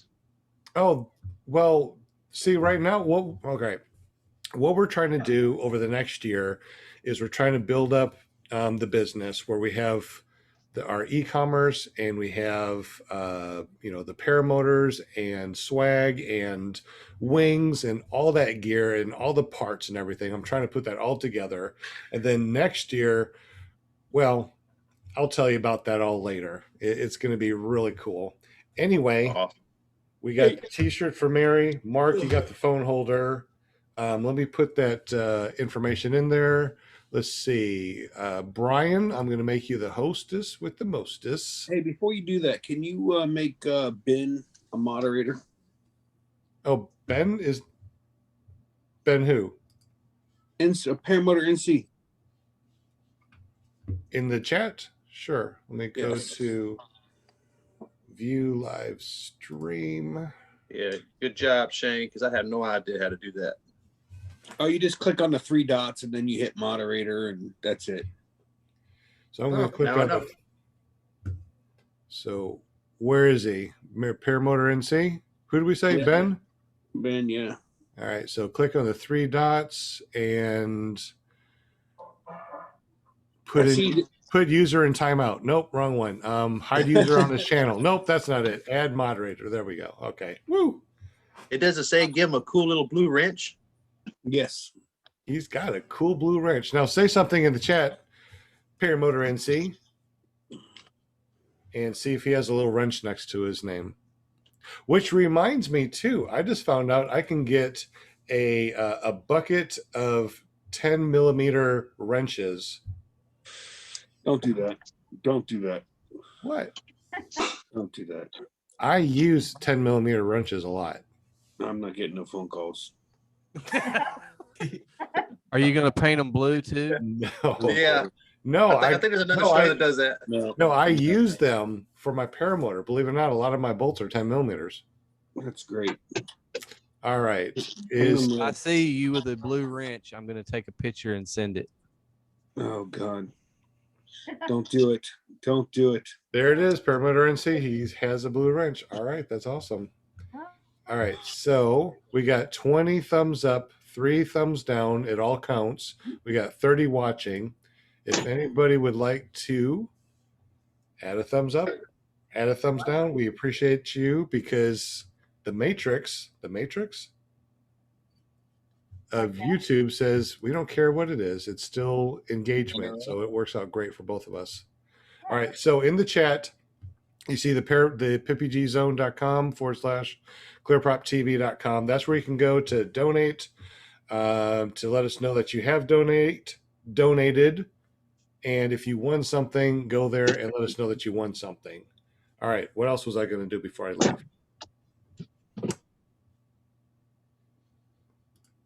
Guys, I got to split. Always a pleasure. I'm going to lead Sean out Leaving the here. building, JP. Yes, JP out. Well, Always a pleasure. How do we get up with you, JP? Don't you got some .coms? I do got some .coms. Hit me up on jptulo.com and ppgjp and or ppgjp.com. Whatever, YouTube, Instagram, TikTok.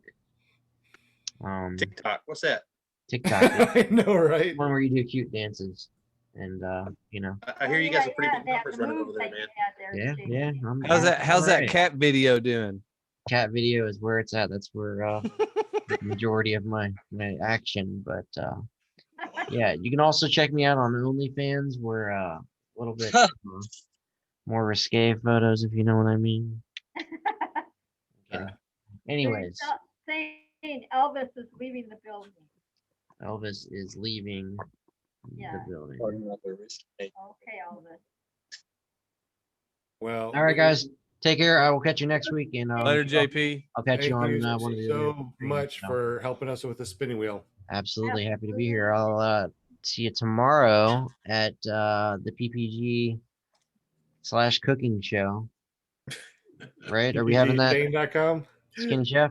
Skinny Chef? We're having something. We're having something. All right. I'm looking forward to it. So, all right, guys. I'll catch you next time. All right, JP, take care. Cool beans. Brian, you are the host. At the very top, you should be able to see where it says live on custom stream. There's a little drop down button, and you should see stop the stream. Yeah, but don't do that. Just whenever you're done. Clicking at 3, No, 2, no. That's what I would do. If I was on there, say stop the stream, and I would. And also on the very bottom, there's a the record button. If you click that, that will stop the audio for like iTunes and for the audio podcast.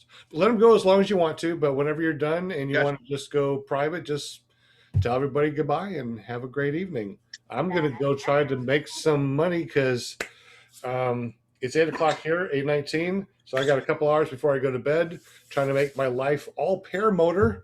And we got some of these T-shirts that we got printed up, and we're going to be sending some out to some people this week. If you have not got something that you won, please go to the forum. Let us know that you won something and you haven't received it, and we'll make sure that we send it out to you as soon as possible. We appreciate you guys. I gotta go. Love you guys. Sean. Thank you so much.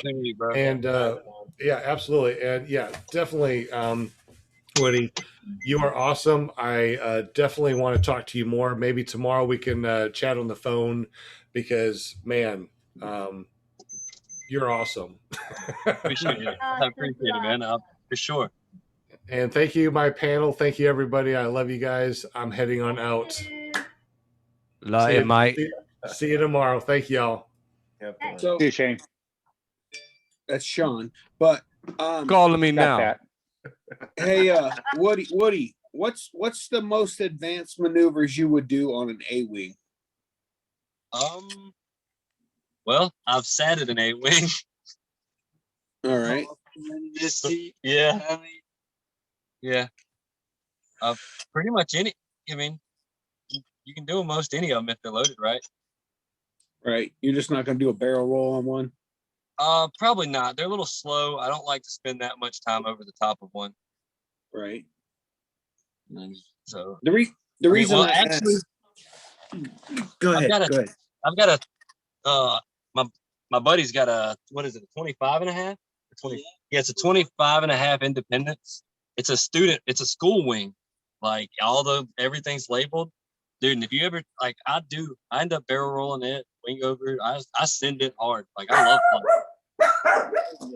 Linda. It's a high end A. No. Yeah, but Yeah, because I fly a Link 2, Nuviac Link 2. Yeah. And I love that wing. It does a lot that I wanted to do. I just don't have the nerve to go over it. well, I haven't flown one. I'd definitely give it a shot and see if it goes over. I'm not doing it, but you can. Yeah, if we fly together, I'll definitely show you what it'll do. That's Hey, like I'm all for it. at our flying field. All the guys love. They'll be like, "Bro, take my glider up. Take my glider up." I'm like, "Okay, fine." I mean, it never fails.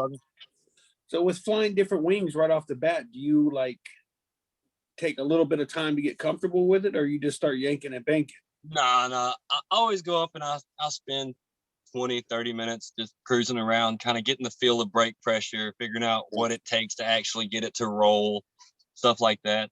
Now, if say it's real familiar, it's like really close to something I've already flown and it feels natural, you might catch me going ahead and sending it. But I really like to get to know it first. Right. I'll also leave out like there's some things that you can do to finesse the barrel roll to get it right over the top. And I'll leave that out on a new wing because there's no point going right over the top. I'm perfectly fine kind of looking at the ground a little bit. That way, if something happens, you're in the safety. Right. Yeah. Okay. I'm just trying to set Brian Waller up to start learning some acro on his A-wing. That's all. On my mojo. Yeah. I don't know, man. I'm keeping my mojo. I lost my virginity on that wing as well as 6 other people in my class. And I'm planning on hopefully doing some thermals on it one day. That's what a lot of the pros will still get out there on the A wing and thermal. Yeah. That's what we did all day. You know, you said you trained yourself to do most of this over a cow pasture in Mississippi with an expert, Matt Minyard, in your ear giving you tips along the way. At times, anyway. Yeah. He would see something I did on video and then correct me on what I did wrong. Well, that's good. It sounds like you take a lot of video, which is good. Have you ever had the lines become unloaded when you were doing these maneuvers on a wing and you think, oh crap, man, like that was close to gift wrapping or something? Oh, no, I haven't come close to falling through or nothing like that. I've taken some collapses coming over the top and one side gets slack, but I'm still flying on the other side. I haven't had that happen on the Carve at all. It was mostly on the A-wing when I'm really light loaded on it. I mean, when you're light loaded on the wing and you get over the top of it, you got to get really deep in that outside brake pressure to keep it inflated. And in the beginning, I just wasn't. I would just pull the one side and let that side flop. Yeah. Gotcha. It sounds pretty intense, man. Hey, what events are y'all going to try to hit this year? We're going to Bad Apples and Endless for sure. So what about Moonshiners? I do want to hit that one up. My work schedule is super sporadic, so I've got to get something done in between the fly-ins to keep my job, I guess. Well, I guess you're gonna get to fly my wing because I'll be at Bad Apples. Sweet. I look forward to that. I think a bunch of us will be there. Eric and Jade will be there. Brian will be there. Myself, JP, I think is going. We'll fly and Paramotor NC, I think, are going. Awesome. Yes. Hey, there's a lot of people that are on the panel tonight, and some that aren't are going to be. They'll be there. We're going to load that place up best we can. Hey, Woody, that the curtain you have behind you is ever so slightly cracked open, and I've been dying to know what's behind there. Well, there's a bed, 2 wings, a chair. Yeah. So you got your sleeping quarters and everything? Yeah. Well, it's Matt's. Oh, okay. So, nice. Yeah, he's got his little para-gypsy van going. Slowly improving on it. He's about to put a fridge and an air condition. Right on. That's going to set it over the top. Hey, has he still got that little mini bike we was riding around on? The Grom? I think it was a Or- little Honda, wasn't it, or something? Yeah, a little Honda Grom. Yeah. Yeah. That thing's awesome. Yeah, it's a lot of fun. It's a lot of fun to practice kiting on too. Oh my God. Yeah, I've got some interesting footage of that I haven't ever posted. So guys, I'm fixing to head out. I've got some stuff I need to get done. I'm been working on these strobe lights that Eric knows what I'm talking about. And I finally got all the stuff finished building, and I'm trying to figure out how to do all this with my old eyes. So I'm gonna cut out. I will catch you guys later. I just wanted to jump on here with Woody and let you know your stuff was in, basically, and we'll get it sent out to you. Okay. Awesome. I appreciate you, Hey, Mark. Mark. See you later. Yes. Hey, Mark. Mark, did you apply power to that thing yet? I did, and my charging LED lit up. I think I have a couple of bad solder joints, man. I'll get it flowed in though. I'll get it. Yeah, perfected. that's pretty slick setup you got going there. That was pretty neat. Yeah, basically, guys, what I've got is I've got a digital microscope that I have to, and this is what I've been soldering. I mean, I have to put all these micro components on a surface mount PCB board. So this is the first one I built. This is actually one that works. Mine doesn't work yet, but I'll figure it out. I'll figure it out. I'll perfect it. So I just wanted to say bye to you guys, and I'll catch you guys later. Yeah, I like your new background, Mark. Yeah, I've had that one. I've just been kind of I'm hoping to get some stuff set up where it's not so glitchy. I see it's kind of glitchy, and you guys, like Eric's, I don't ever see his glitch. I don't ever see Shane's glitch. I had to turn the light off behind me. There's too much light behind you, probably, Mark. Well, all I have is it on right above me, but I don't have my my blogging light on. I think is part of my problem too. It's the white. Yep. But anyway, I'll catch you guys later. Y'all have a good evening. Good night, Mark. All right, see you, Mark. Hey, Woody, I was just want to thank you for coming on the show and sharing some of the stuff that you're doing. There is a question in the chat, and I'm curious too. Angela asks what you do for a living. Are you a full-time PPG guy, or do you have something else going? I get high for a living. I climb cell phone towers. Oh, okay. Yeah, no. Yeah, I'm a cell tower technician. I do structural mods and LTE work. So like being up at heights and hanging from a string and a harness is kind of natural to me. So I didn't even have to overcome that at all. I would imagine when you're up there some of these times these days, you're like, boy, I really feel like going flying right now. Oh yeah, I'll be up there and I'm like, man, I just wish I could go see that field over there instead of sitting here, for sure. Yeah. Have somebody with their paramotor waiting at the launch asking you how the wind is at 400 feet. Well, that's pretty good right now. Well, I get to travel a lot, and my guys they're hating the fact that I have to move my gear in and out of the work trailer every time we go to a new town, but they're gonna have to live with that. Yeah, right. Yep. Yep. So how high have you been on these towers, man? 420 feet. Yep. Wow, that is on up there. So you're not afraid of heights, obviously. No, not at all. Not at all. See, getting into the career, that's everybody's thing. They're scared of heights. My thing was I was up there dealing with nuts and bolts and ratchets, wrenches. I was worried I was going to drop something on the guy below me. Never once did my life get concerned. I was worried about hurting the guy down there. Have you gotten any of your coworkers into the sport, or any of them interested? At least kiting or anything? Yeah, they're interested. One of the guys, he kites with me every time I pull a wing out, he's going to get out there with me and we just take turns kiting. I mean, he hasn't quite made the progression to try to take his first flight yet, but I guess you could say he's going to be my first student. Now, if teaching him, do you think your students will be so apt or tuned into their wings as you are to be able to avoid the near mishaps that you had? That is the goal, of course. That is the goal. Do as I say, not as I do.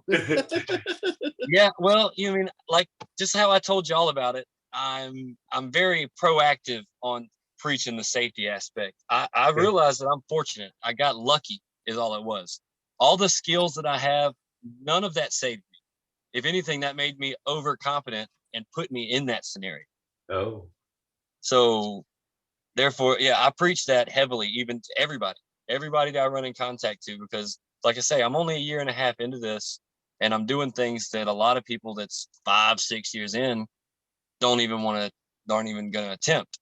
So I see that I'm influencing people, and I don't want to influence in a negative path. I want to see the sport grow and happily, safely. The sport is growing, and it's growing very fast. And a lot of people like us have influence. Anybody that puts out, videos on YouTube definitely has the influence. I don't know, man. You think you are ready to train people? I think the biggest challenge in training people is recognizing the students' limitations and Yes. Yeah, you're correct. That is it. You have to evaluate each person individually and see their skill set. And you're right. That's something that I'm debating. That's why I'm not just diving head first, quitting my job, going, oh, I'm a PPG trainer now. You know what I mean? I'm just Neil, the guy who trained me, he's starting a school. I want to go through. I'm just going to help him for the next year or so. I'm going to focus mainly on, of course, t-shirts and adventure trips for now, and help him as he gets his school developed and acquire the skills I need to branch off and do my own thing. Hey, Woody, I got a question for you. You not taking a SIV course. What are your thoughts on them? What do you feel about them? Honestly, I'm not. I would like to do an SIV course. Just scheduling, and about the time I was gonna do it, they had the accidents that have happened through the most popular one at this time, and that kind of steered me away from it. I've watched some videos of a couple different SIVs, and I didn't really like the way they went about the whole process. So I'm for an SIV. I just haven't found the one that I want to go to. I'm actually going to talk to Chris at the end of this month while I'm up there and see what he thinks about it. Because I want to do dynamic full stalls and helicos, and that's something that you don't need to do over a cow pasture. I think that's right. I was just wondering if you're going to be teaching them, or are they teaching you? They'll definitely be teaching me. All right. There's actually a big school out in that's a highly recommended school in Utah, where you're headed. You're going out there in a month, so you might look into that. Chris will know about it. Yeah, they're having an SIV the same weekend that I'm supposed to go out there. So yeah. I wanted to go check that out at the same time. So it's going to be a busy weekend. I hope I can make it. Yeah, just make sure that wherever you go, man, they put safety first. It's for sure. Yeah, for sure, Hey Woody, when you go to Bad Apples, you see the name at the bottom of my screen right now, right? Yeah. Yeah. Come find me at dinner time. Okay, bet. Well, you'll come to learn that you don't have to ask me when I'm hungry. Just assume I'm hungry and let's go eat. There you go. Yeah, Bad Apples is gonna be awesome. Hey, are you a one-wheeler? No. Never been on one? Yeah, okay. I've ridden them, but I just don't see the hype for the money. You mean so? Shane, there was a question in the chat regarding Bad Apples. What's on the menu? You got something planned out? It's definitely going to be pork butt.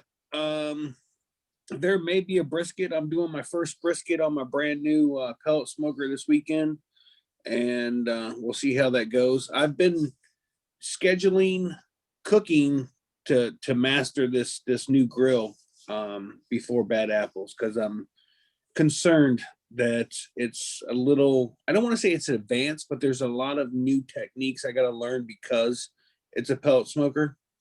And my other electric smoker wasn't, I never ran too hot, so I never had to worry about it. This one, you got to watch it, and I haven't figured out the temperatures yet. So I'm planning on trying out some stuff. I just cooked some leg quarters the other night, and they turned out pretty good.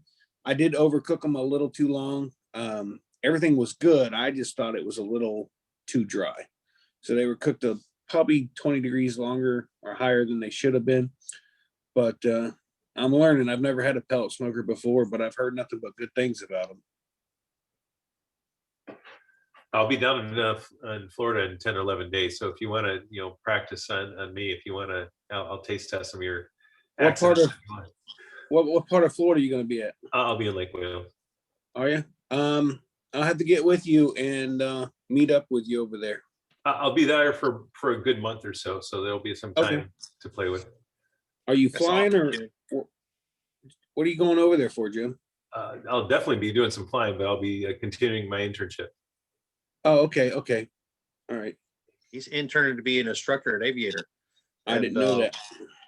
We were talking about instructing a little while ago, and that's one of the things I really like about training at Aviator is they had interim instructors and full-time instructors. When I went through the program, there was probably a dozen instructors with just 8 students. Some were training, and you got to work with a different one every day. So, you don't always, every instructor doesn't always mesh with every student very well. So it's nice that they had that, a variety, I think. Yeah, I seen where they were looking for instructors not long ago, and that would have been a great opportunity to take if I could have taken it. Well, Eric Farrell will bring you in a heartbeat, dude. He's always recruiting. They're always looking for instructors. I think that the trend is a lot of instructors tend to come there, get training, and kind of break off and start their own thing, or they just get burnt out, because you have to put in some hours for sure. Yeah, I can see that. Wish you the best of luck, Jim. I appreciate that. Speaking of Aviator, we were talking about risk profiles and stuff. One of the advice that I saw when instructors give was like if you've got your sights on doing certain maneuvers, he didn't say don't do those, but if you want to do something like that, he would talk about moving towards that in increments. And if you in one increment he'd give you, it's like make sure that you do a certain profile and then land it just right, or not land, but end your maneuver just right. And if you don't move up until you can get by that. So I'm thinking as an instructor, that's something that, instead of telling somebody that they can't do that or they shouldn't do that, it's like, well, hold off on doing that until you can master this thing. And that would be a stepping stone. So yeah, I thought that was some pretty good advice from those instructors. Yeah, I agree. I have a bunch of people messaging me talking about, hey man, we should link up and you teach me acro. I would love for you to teach me acro. And I definitely have no interest in teaching acro at the moment. I'm learning. I definitely don't need to be teaching somebody. I fully understand the glider. I can get someone off the ground safely. Basic maneuver courses, no problem. But yeah, I'm with you. Everybody wants to be the cool kid on YouTube and do the cool maneuvers. But you're right. You need to master it in steps. Start at the basics. Get your landings, your spot landings, your takeoffs, all that perfect. Because if you can go up there and do a sat into a barrel roll and look cool, but if you swoop into the pond, you're still that fool who swooped into the pond or who can't land. Right. You know what I mean? So yeah, definitely take it in moderation.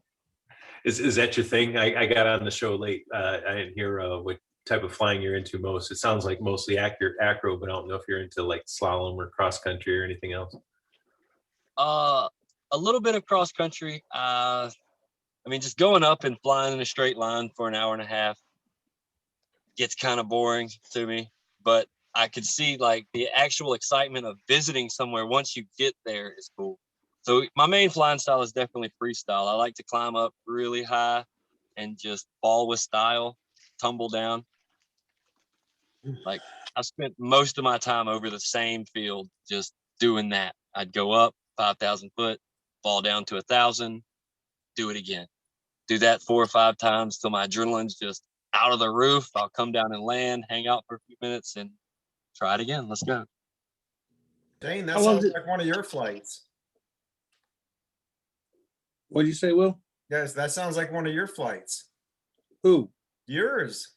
Going up to 5,000 feet and tumbling down. No, I didn't tumble. I was just hurry up trying to get down. Woody, I just did my mile after about a year and a couple months. It took me 3 different tries, but I finally built the courage up to do a mile high, and it was it's a lot higher than I've been. So once I got up there, I couldn't wait to get down. Of course, my motor wouldn't restart, so I had to land dead stick, but it was fun. Everything worked out well. The guy who trained me, Neil, like I said, he'd been flying under a parachute for 9 years before I come along. He was the same way. Me and him went up to a mile together, and it took me and Flight Wyatt out there at that Friendsgiving. We was pushing him. We was like, bro, you mean you want to be an instructor and you won't even fly up to a mile? And that was all it took. He was like, okay, if y'all two will do it, let's go. And we struck out. We went to 6,000 that day. Yeah, Sean, the host of the show, he wants to do a 10,000 at Moonshiners. Yeah, I don't know about all that. Higher than that? Was it a ceiling like 12 or 14,000 or something? At Moonshiners? Moonshiners? Is there a Yeah, I ceiling? think it was 12. Yeah, 12. Okay. I'm He wanted fortunate. to go all the way up. Go ahead. I'm sorry. Yeah, he was wanting to go all the way up to the 12,000, I think. You know, and we're talking about, like, you know, taking supplemental oxygen, stuff like that. So, well, I don't know. I'll meet him at the 4,000 foot mark. That may give me a reason to go to Moonshiners. I'm about that. Hey, go ahead, Brian. We'll fly. You gonna go to 12,000 feet with us, man? What, am I Adam 80? Yeah. I'll pack a Come on, 4950. I'll pack lunch and dinner. That's So funny. Woody, Yeah, the story is, Woody, that Will Fly here on the show, he was going to go up with me at a mile high, and apparently his Adam 80 wouldn't get over, what was it, 4950 or something? 4,950 feet. For a half hour, he was full throttle. He couldn't get over. No, man, it was 45 minutes. It doesn't matter. How much do you weigh? 150. 150? Oh yeah, I fly an Adam 80 every now and then, just for giggles, because it's what's out, laying out. Right. And at 185, 190, that thing does not create a lot of lift. You definitely got to get everything in order before you're getting off the ground. Right.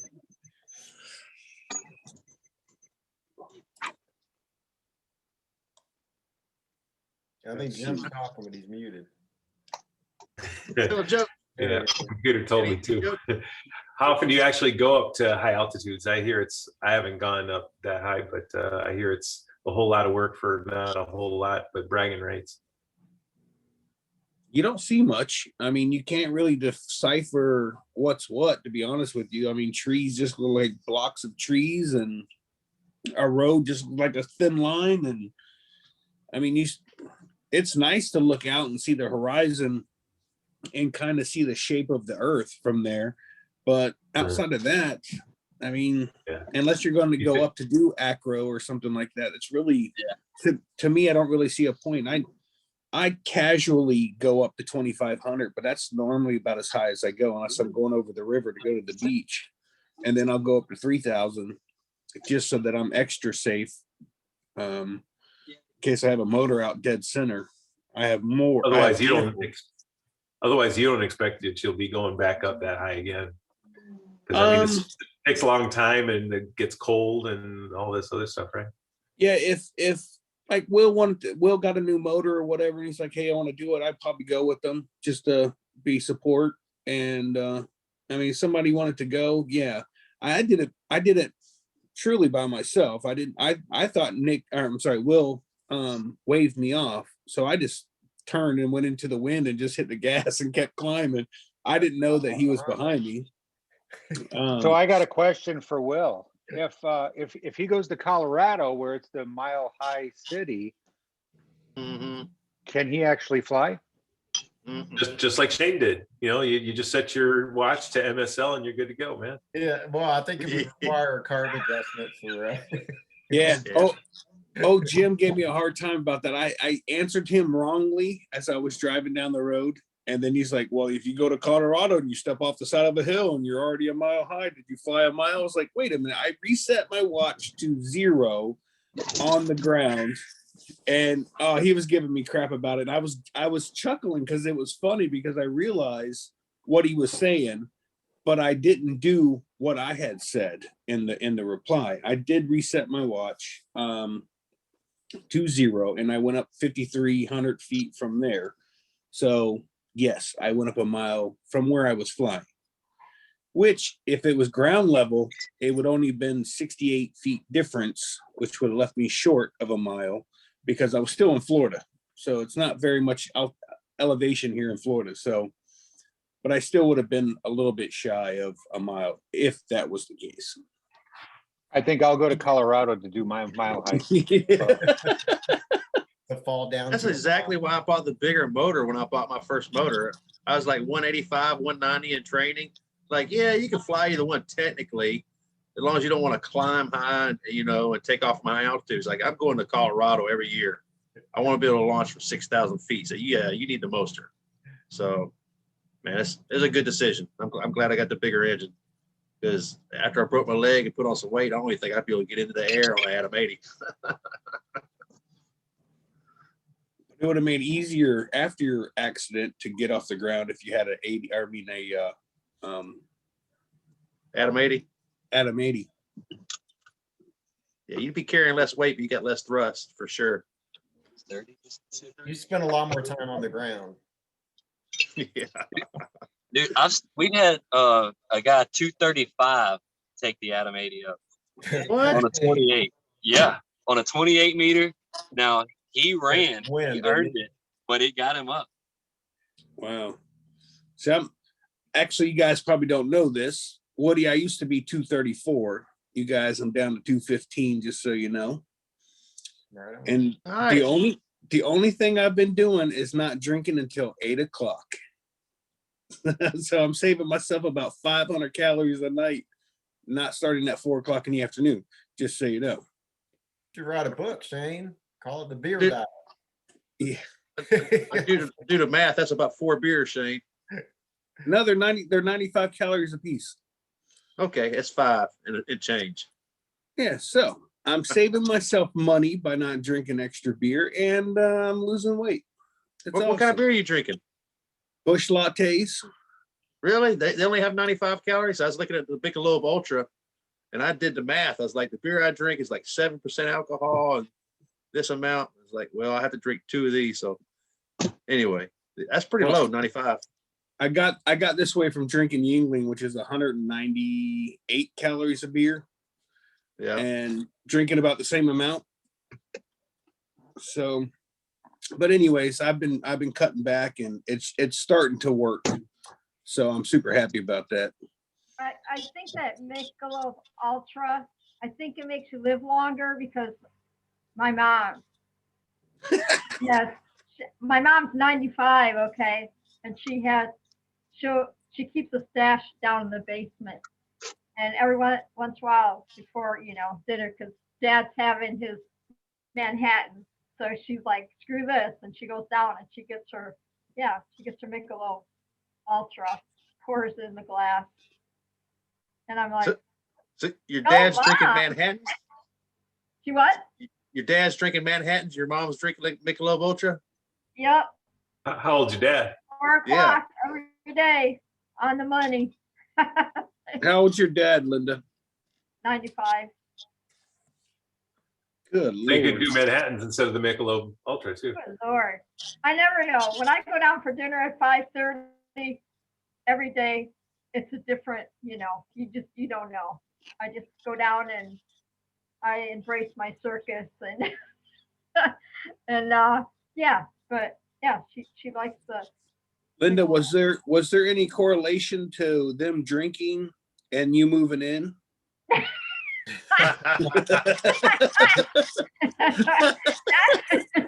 Well, possibly I was given like 50-50, but I have to laugh because, okay, this is really funny. Before I moved out here, I'll tell you a really funny story real quick.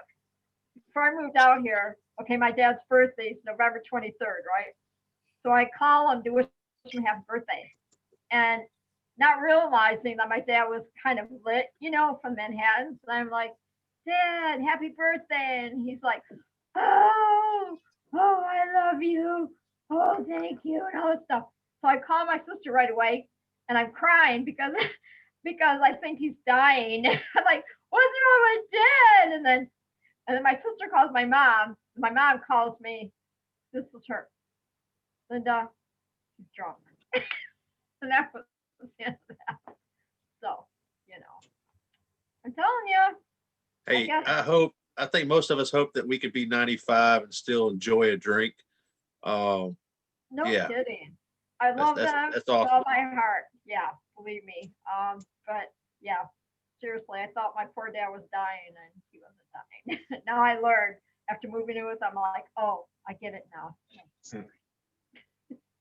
Hey, Walter in the Anyway. chat has an idea. I'll bounce it off the panel. He thinks I should add nitrous to the Adam 80. What do you guys think? It'll work one time. Yeah. Yep, we put nitrous to a weed eater one time, and I can vouch it only works once. But it worked well, didn't it? That one time. It made a really cool noise for all of 30 seconds. I would say, oh Lordy. That's what she said. Was that the next comment? Story of my life. Made a really cool sound for 30 seconds.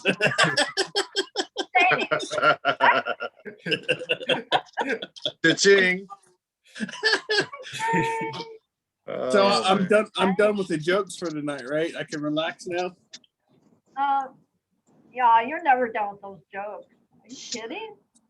Linda, I got a joke for you, and I only want to be able to see. Let me move over here to Jim's face here because I want to see his face for this. Does it have anything to do with midget? If you're getting ready to tell a joke, I was going to just go ahead and get off here. So, Linda, what do you call a pile of cats? Oh God, shall I go there? Oh. What? It's a meowton. Meowton. But All right. Stop, Shane, stop. That one I had to save just for you because you like them all. Oh, thank you. I'm feeling the love here right now. Oh. I don't know what to, I'm just gonna leave it right there. Anybody that wants to hear about 2 hours of good jokes from Shane needs to tune in to his show on Tuesday nights. He has, and we talk about paramotors and anything else. Yeah. What time does that come on? 8 o'clock Eastern time tomorrow night. Awesome. And when we get more than 20 people listening, he puts on a wig. That was one time. One time. Oh, What? I'm glad I got to see that, man. He's backing out on us, guys. Yeah, Shane. Hey, You're backing out, man. Woody, You got it recorded. Hey, hold on now. Kinda like it is right now. We just all hang out and we shoot the stuff and we talk. It's my channel is a little bit more relaxed. You can say pretty much whatever you want. But we just hang out and have a good time and talk about whatever pops up. And yep. You there? I'm already. Yeah, I'm definitely tuned into that tomorrow. Yeah, we have a good time. Sometimes we talk about cooking. Last month or Tuesday we talked about how to edit videos and create some content or whatever for YouTube. And then we just went into some other stuff, and then it just rolls into whatever. It's just a bunch of people hanging out, talking BS and having fun. It's not. Sounds like fun. Yeah, it's not just paramotors or it's not just cooking. It's whatever. It's just a good. a good time. Awesome. And believe it or not, I only have like 500 and some change subscribers, and I get like 20, 25 people watching. I'm like, really? What are you guys doing? No, I gotta start tagging people. That's what it is. Well, you don't need to tag me in my own show, Linda. I'm gonna tag you. I wanna tag you. All right, well, Tag me guys, in all right, we Woody. just pulled up to eat dinner. I'm gonna have to holler at y'all, and I'll All see right. y'all on his show tomorrow. I appreciate All it. right. Woody, man. Hey, we Real appreciate nice you meeting coming on you, the Woody. show, dude, for sure, man. We Yeah. really enjoyed hearing your story. Wish you the best of luck out there, man. Be safe and have fun, brother. Bye, For man. sure. I appreciate Apples. you guys. Y'all have a good night. See you, bad Yeah, apple. thanks, Woody. Take care. Thanks, Woody. Cool. Looking forward to meeting him at Bad Apples, man, for sure. Yeah, Got I'm a great super. personality, you know. I am super awesome. Glad that he's going to be at Bad Apples. That's going to. I want to see him flying in person. Then also, there's part of me that doesn't, because I get scared when I see guys doing acro. I'm like, no. Like, what's he gonna do? What's he gonna do? I know he's a cool dude. See, I know how to pick these guys for the show. You know, to be the guest. I just found him randomly on Facebook. I'm serious. It's just like, God, look at these guys. I watch his videos and everything. I'm like, this guy's really cool. All right. And all I did is PM him, hey, you want to come on our show? Yeah. And that was it. Thank you, Linda. You do a pretty good job finding guests for us. And Yeah. definitely enjoyed hearing his story. Yeah, I enjoy finding these people. Like I said, I kind of watch your videos and just see what they're about.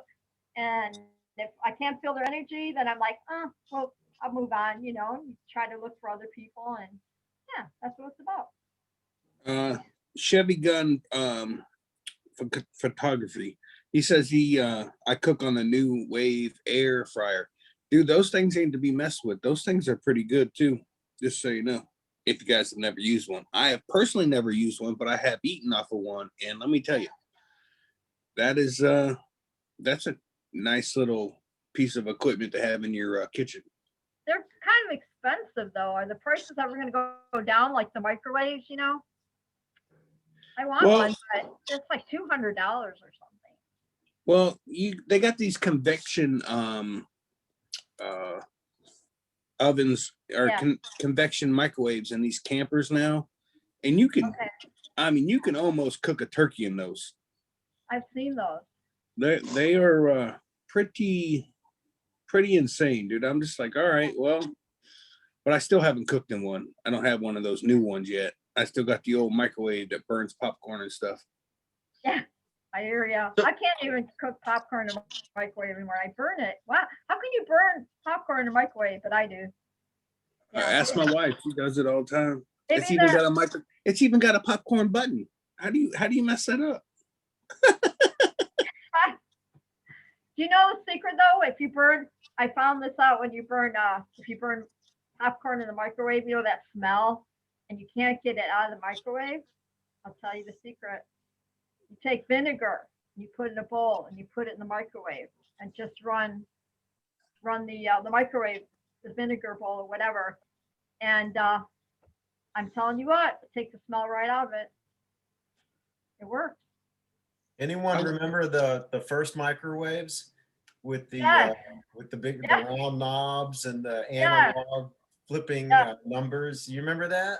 Yeah, I do.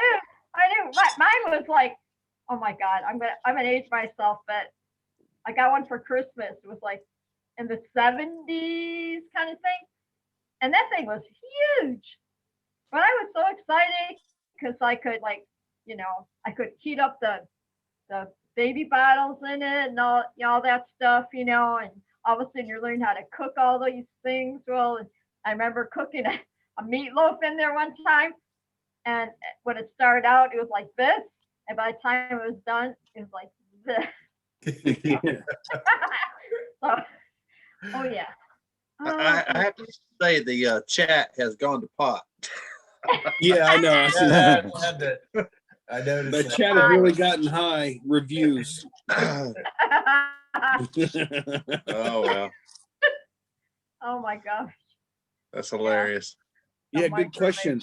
Walter, is it legal there in the states or the country of Down Under? And I always say Jade is too quiet. Always. Walter just said it. Jade's So quiet beautiful. tonight. She's I love always her. so quiet. She's here. She's working on her. She's working on her shirts. No, that shirt was got- bad to the bone. I almost cursed. Yeah. That show the shirt she started out with at the beginning of the show, I'm thoroughly impressed with it. I think she did a great Got job. 5 of them done. And I got 6 more I'm waiting for with the UPS driver to get delivered. And got my paperwork ready to keep pressing on there. I've been cutting out my little flamingos and got my graphics done. Should I show it again? If Yeah, please. Will, you only saw a picture, right? You've been Yeah. looking in the mailbox already, I heard. Hey, Hang hey on, I gotta Jade, get one. Jade, What? as you're showing the shirt, can you explain to all of us why you are infatuated with flamingos? Oh, yeah. Okay, hang on. It's because they got skinny legs, Shane. Shay's got to think about legs. Little skinny Yes. chicken legs. Chicken legs.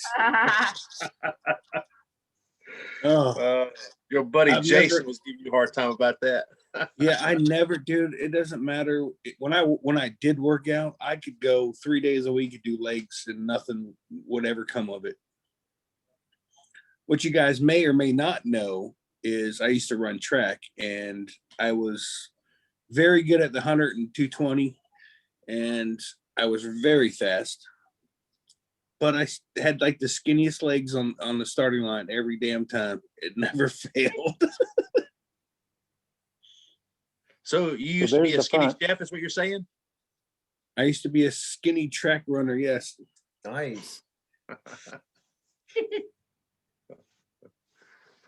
Very nice. I love that shirt. And here's the back. Hold on. I can't see it. Hold on. Let me Everybody find. has their own little logo. Look at my cowboy hat. It's so dang cute.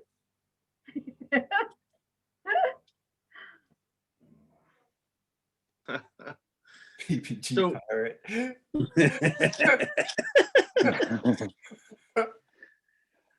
Don't know if anybody wants to go to Bad Apples and wants to support Jade's shirt. She will. I don't know if she's going to sell them, but she'll trade you something good. We also acquired a few of these that hang from Yes. the mirrors. I don't Cute. remember if you guys saw this on Jade's mirror. We have a bunch of them, and we have them in every car we have. And so this weekend we picked up 10 more of them. 9. And Oh, those are we- gonna sell like yeah, that. we picked up 9 of them. Picked 8 of them. Okay, now 8. So we picked up a couple, and we're not selling them. We will trade for something pretty cool. Let's just say that. Okay. Well, I got 30 seconds and I can make a really cool sound, just so you know. There you go. Hey, in the chat, I just want to point out, but I don't want to point out, DP said I can do leg workout every day. Ha ha ha. I listen, I just can't. I'm done. Like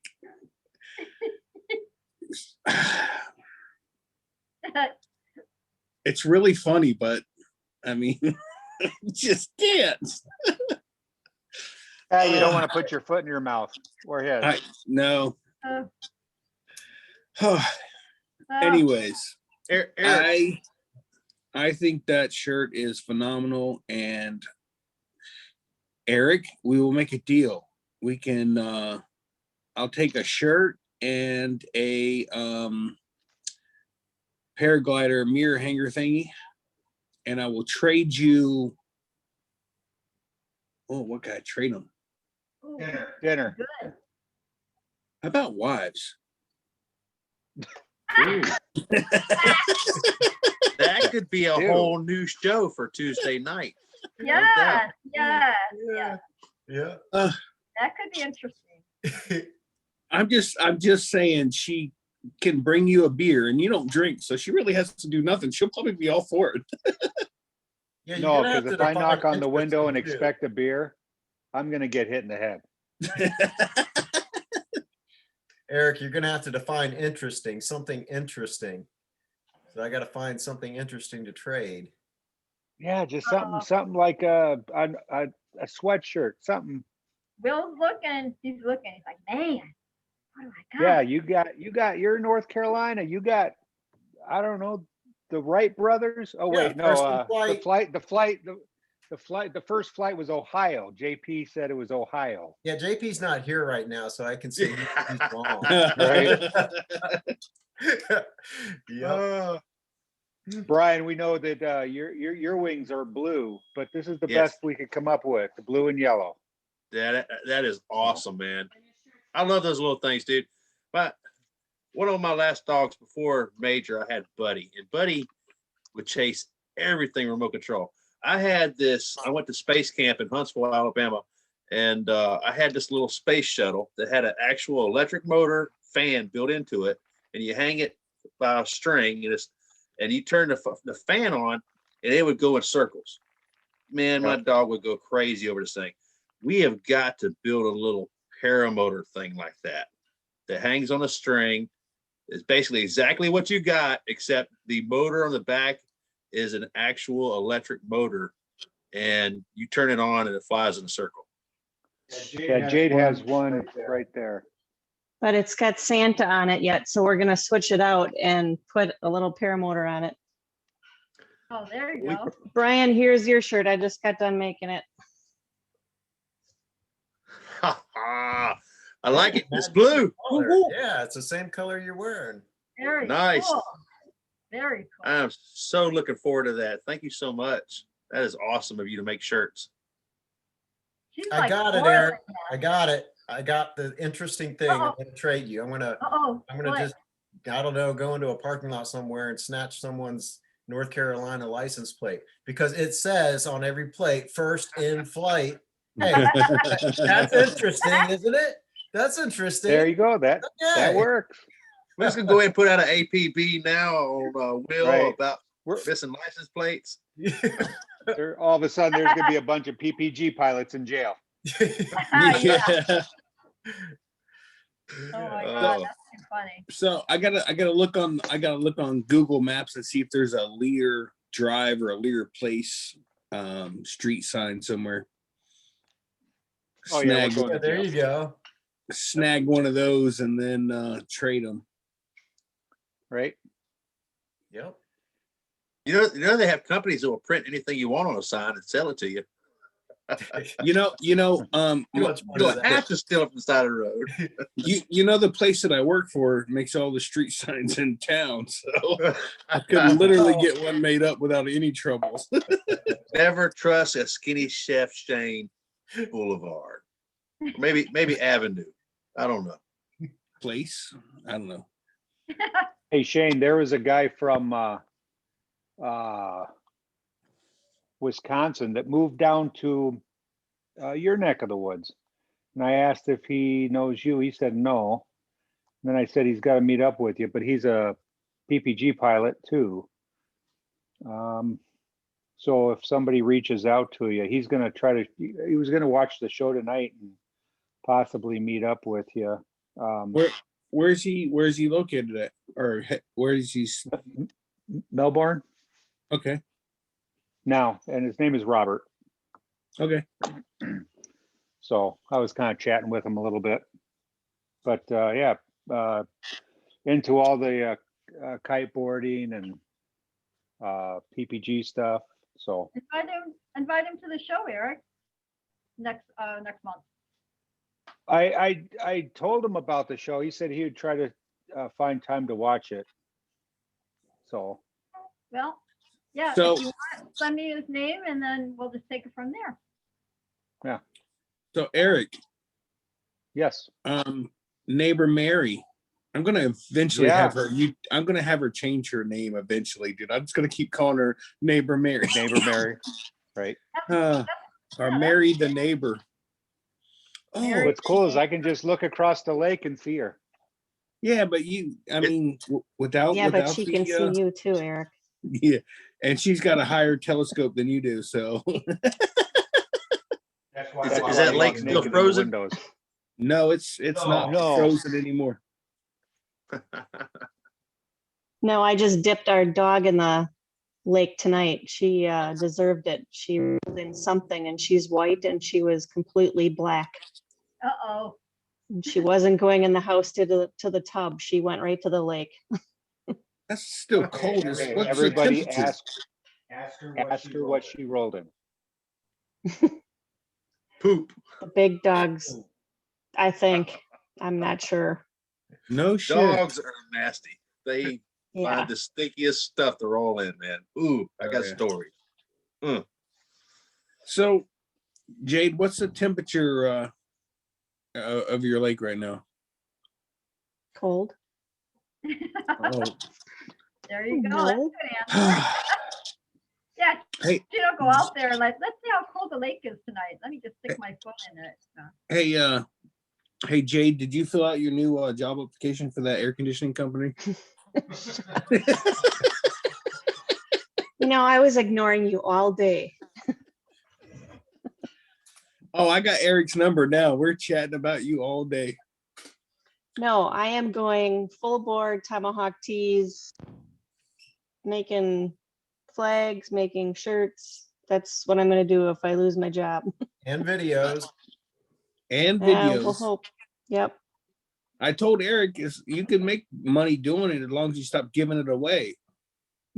Yeah. Right. We There's got a lot of people. Go ahead. Brian. I was just gonna say we got Fly Baby Fly in the chat. Yep. Oh, I do need help on my YouTube so I can start a girls channel maybe someday, but I need more subscribers, please.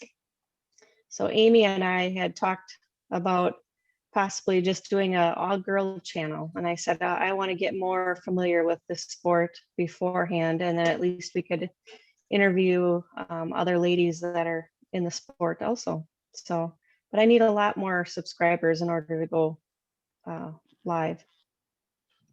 Well, I told you can just do the Zoom thing. I know, I don't want to cheat. I want to have more subscribers too.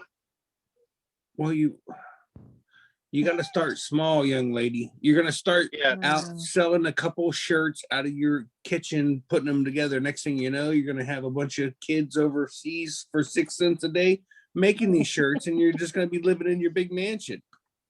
Oh, Eric's already got them at his shop. Allegedly. Oh. YouTube can be tough. I mean, some people just have a knack for it and put out a video that goes viral, and their channels get a lot of subscribers. Some people really have to work for it. Some people just keep throwing content out there.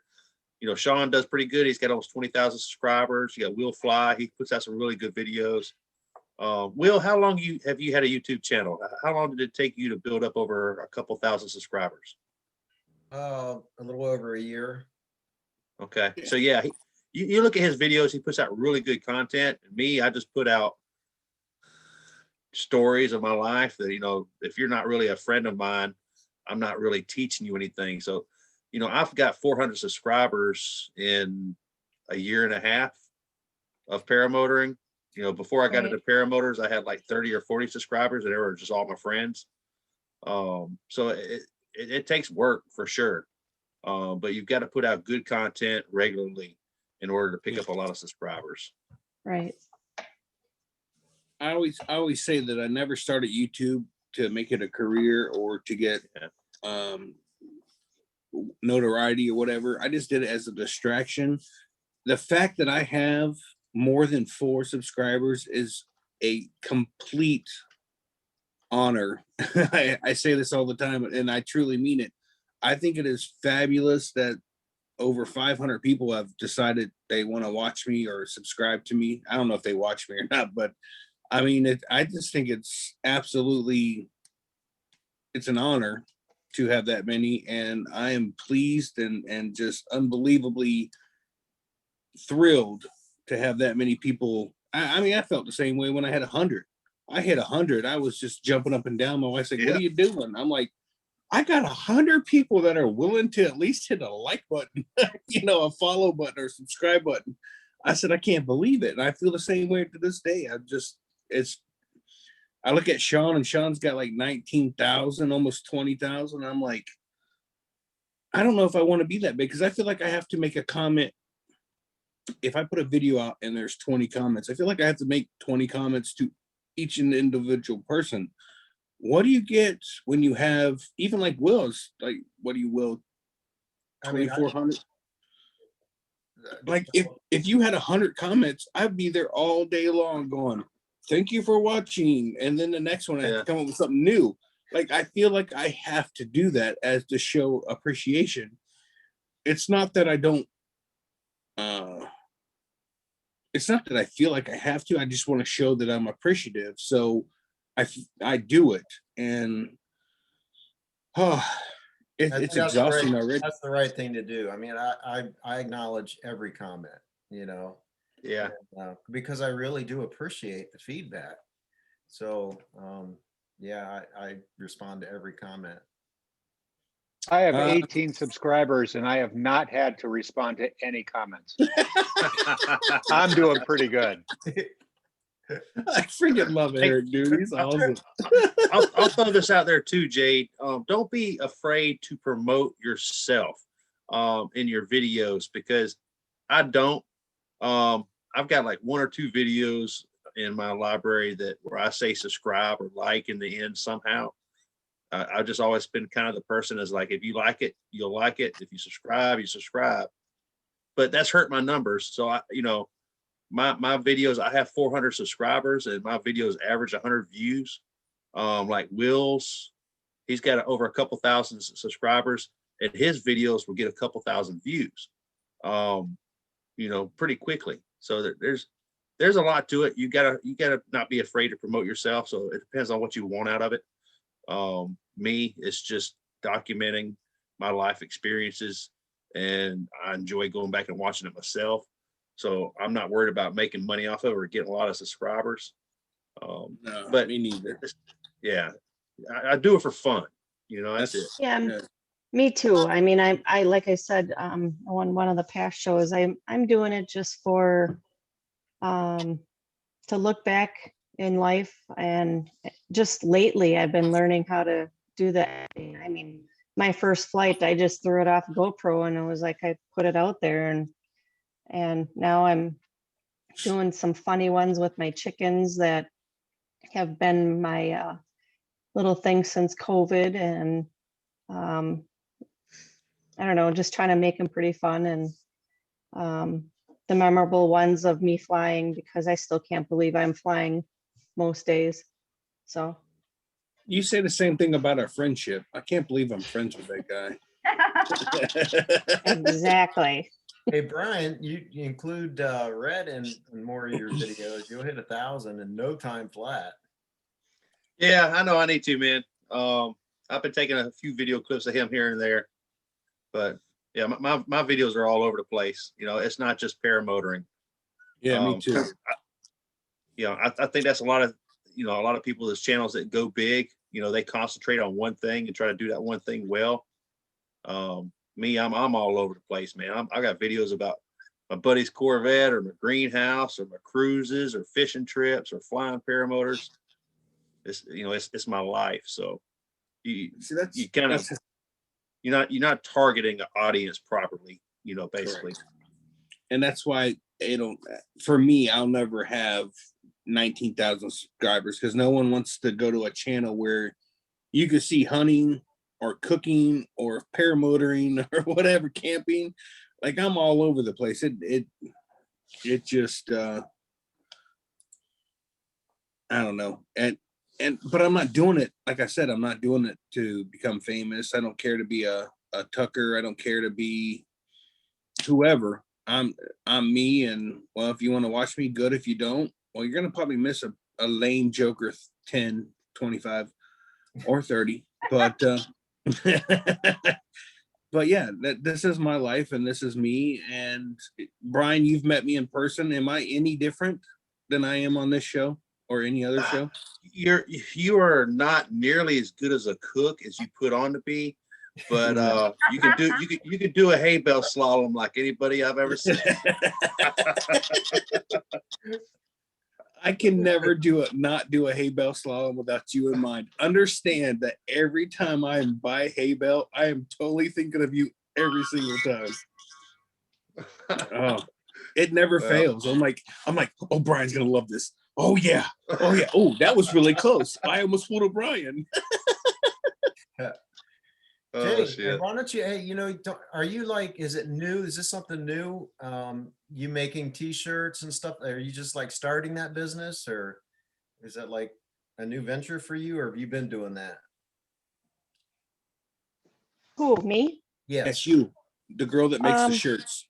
Oh, sorry, I didn't hear that part.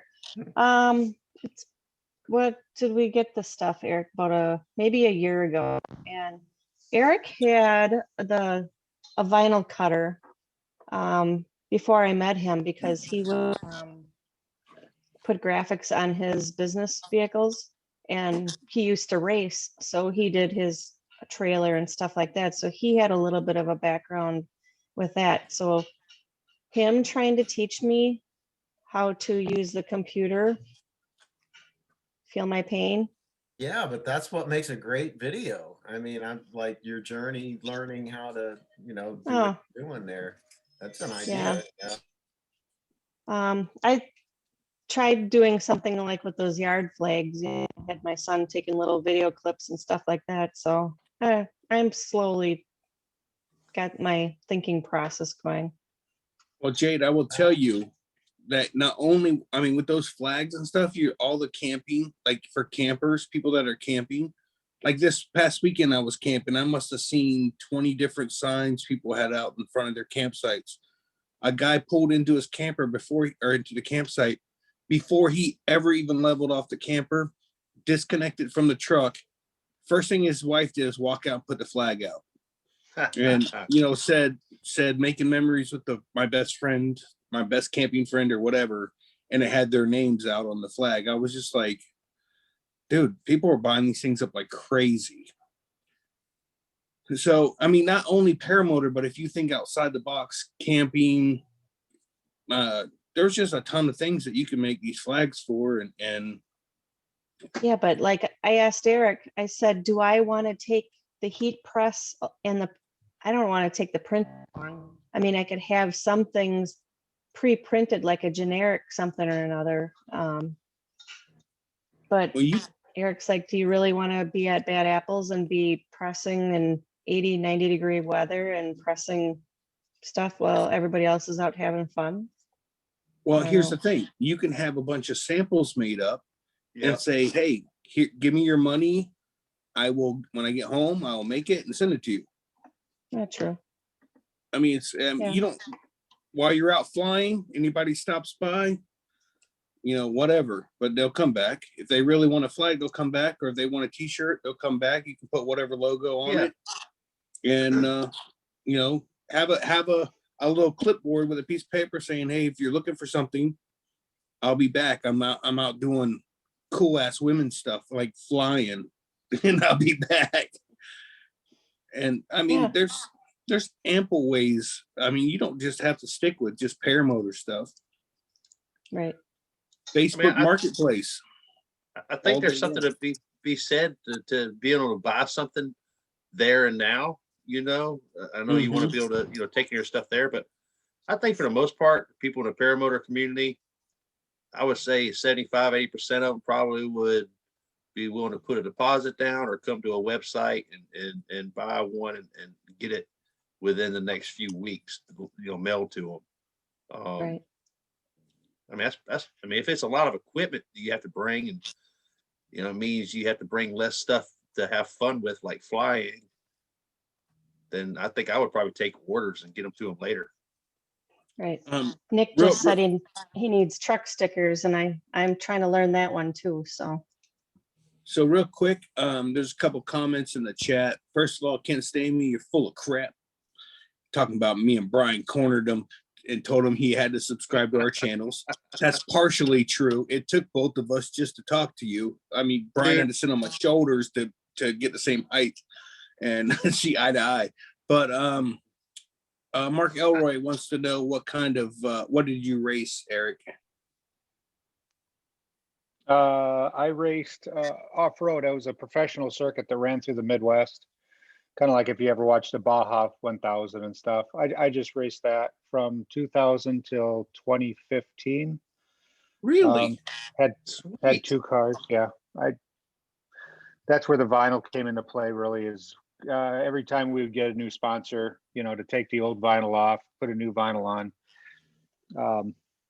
You know, so, but I did that for quite a while. I really enjoyed it. It just got to be too much work. So I gave it up and took on sewing. That is a pretty, I think that's more impressive than paramotor piloting, to be honest with you. I mean, to just full throttle and just start going, that's crazy. Yeah, I spent a lot of time in the air. It's fun. It is a lot of fun. Okay, so put it this way, the amount of work that you do, if anybody ever worked on stock cars, they would understand. You work 24 hours a day on these things, and your only off time is when you're actually in the driver's seat racing. And but it was enjoyable. It was fun. So, and then hey, Brian, so you and the one wheel with the dog, this weekend, Jade and I picked up my 11-year-old. It was her birthday, so we got her a one wheel. And first off, Jade's like, we are not getting a one wheel. When I talked about getting one, I said, oh, I fly a paramotor, I gotta have a one wheel. She's like, no, dude, you're old. And so then we ended up getting her one, and she's been down in the basement. We have a carpeted basement. She's been down doing circles, you know, learning. I got on it. I was able to ride it. It was a lot of fun. Jade's son got on it and instantly was running around. So yeah, it was kind of cool. So she'll be running around on her one wheel at the paramotor at Bad Apples. Awesome.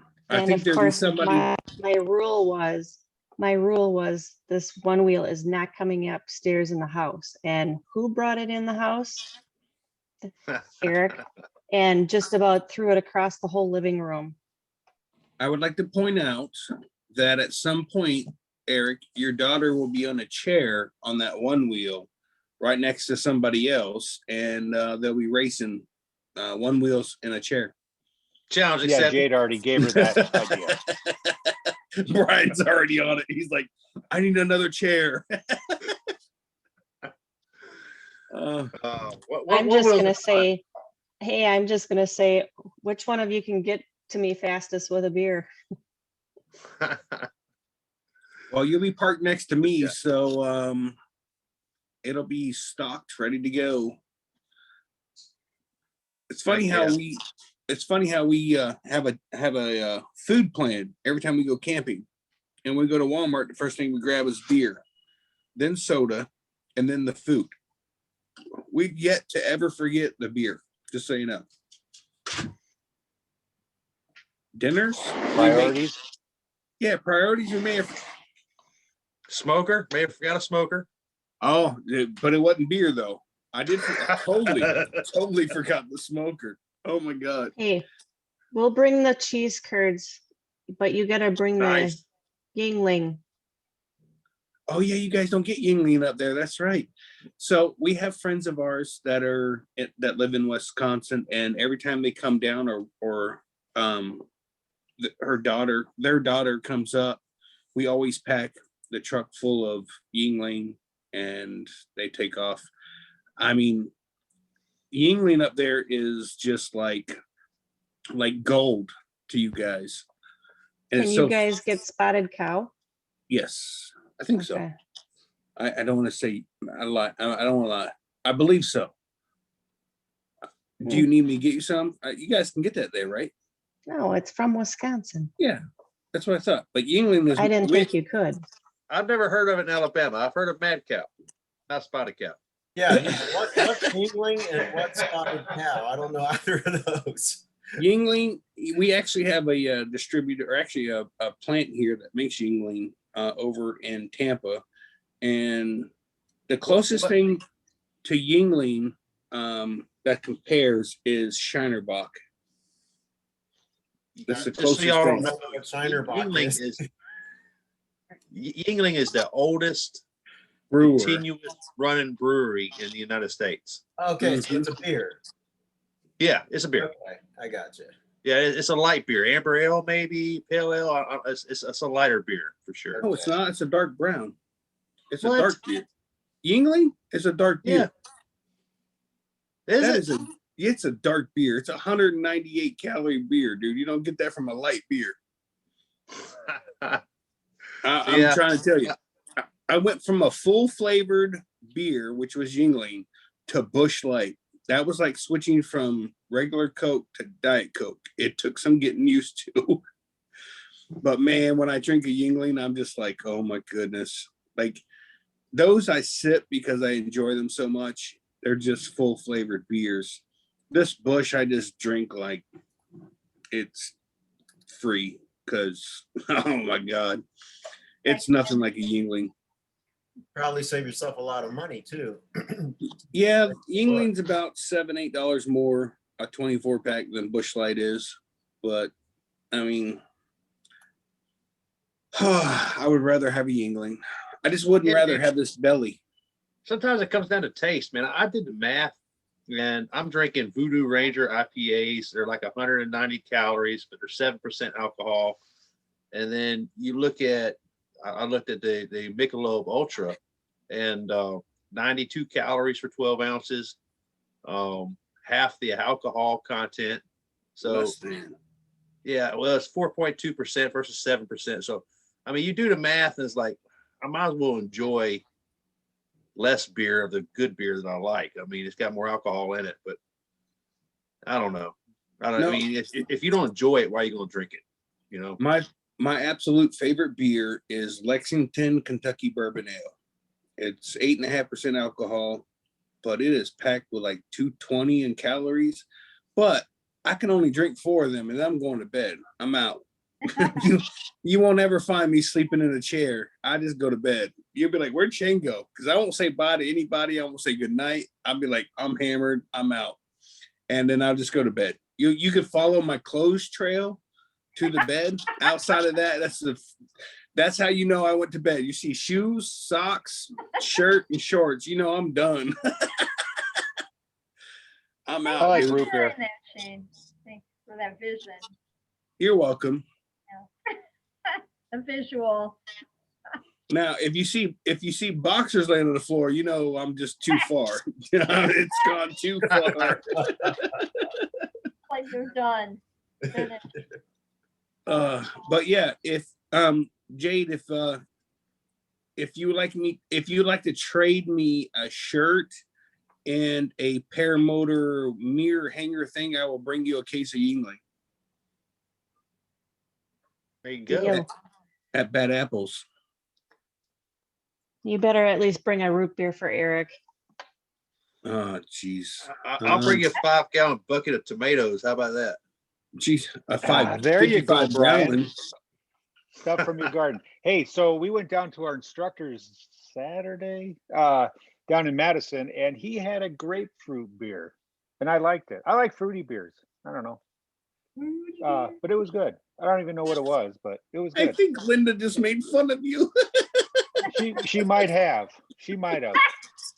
I'm sorry, it sounded funny. I like fruity beers. She said it, and I did the motion. Fruity. Hey, I'm going to bed. Will, no one like tried to force you to do anything you didn't want to do when you were at Swanee. It doesn't matter if Eric, same thing. If you don't want to drink, you ain't gotta drink. You guys are grown men. You know what I mean? Yeah, man. Yeah, but I can't drink I don't have too any much. problem If I I just want to, it's just not something I enjoy doing. Yeah, and that's Hey, totally. Eric, you and I could be Diet Coke buddies. There you go. Yeah, I don't, if I drink 2 beers, I'm done. He's dancing on picnic tables at 3. I don't know. It sounds like There's a reason. There's a reason, Hey. and I'm not going to get into it. I can see Eric now. He'd be up on that picnic table. He'd be like, "Leer into my eyes, leer into my eyes." It was when we were dating too. Jade's No, got it's the fun, story. man. Hey Jade, what size shirt do you wear? Or is that not something Well. I'm allowed to ask her? It wears great in the corner of the bedroom the next morning. Just so you know. Same I question think she for just Eric. I think she just muted herself and told you. Did you tell me? Tell me again. I'm watching. Oh, he's a lip reader. I got you. 100? What did you say? 100? Oh, I can't read lips. you guys talking about having fun at fly-ins, man. There's people that are into all kind of different things, man. Some of us stay up late drinking. Some of us are smoking some other stuff at times, and you know, it doesn't matter if you don't want to partake in those things. Everybody still gets along pretty good. Generally, the people that don't drink are the ones that go to bed early and get the morning flights in, and the ones that have been up drinking are rolling out about 2 hours after sunrise, all groggy, looking for coffee and watching other people fly. But you know, that's how it goes. Yeah. Oh, Will's not an early bird. No, Will, I'm just not. I loved your video, Will. You're like, hey, fly-ins are great until the morning. If you're not a morning person, you got no choice but to get up, because more or less people are buzzing your stuff and you're you got no choice. And they should, you know, that's a freaking fly-in. But it's not so bad in the big camper. I'm bringing the big camper to Bad Apples. You'll still hear it, but it won't be. There's a little bit more material between the camper and the tent. Just so you know. Right. So, Really? but yeah, it is. It's loud in the morning. Have Are you you not going to learned? show up at, go ahead. I was gonna say, have you not learned to put the fire pit further away from your tent? Because Jesus, no, we haven't dude, learned. that's like the central gathering place is the fire pit, man. Like at 2 a.m. when everybody else is trying to sleep, your fire's still going and you're trying to sleep. Yeah, right. Yeah, Will knows what I'm talking about.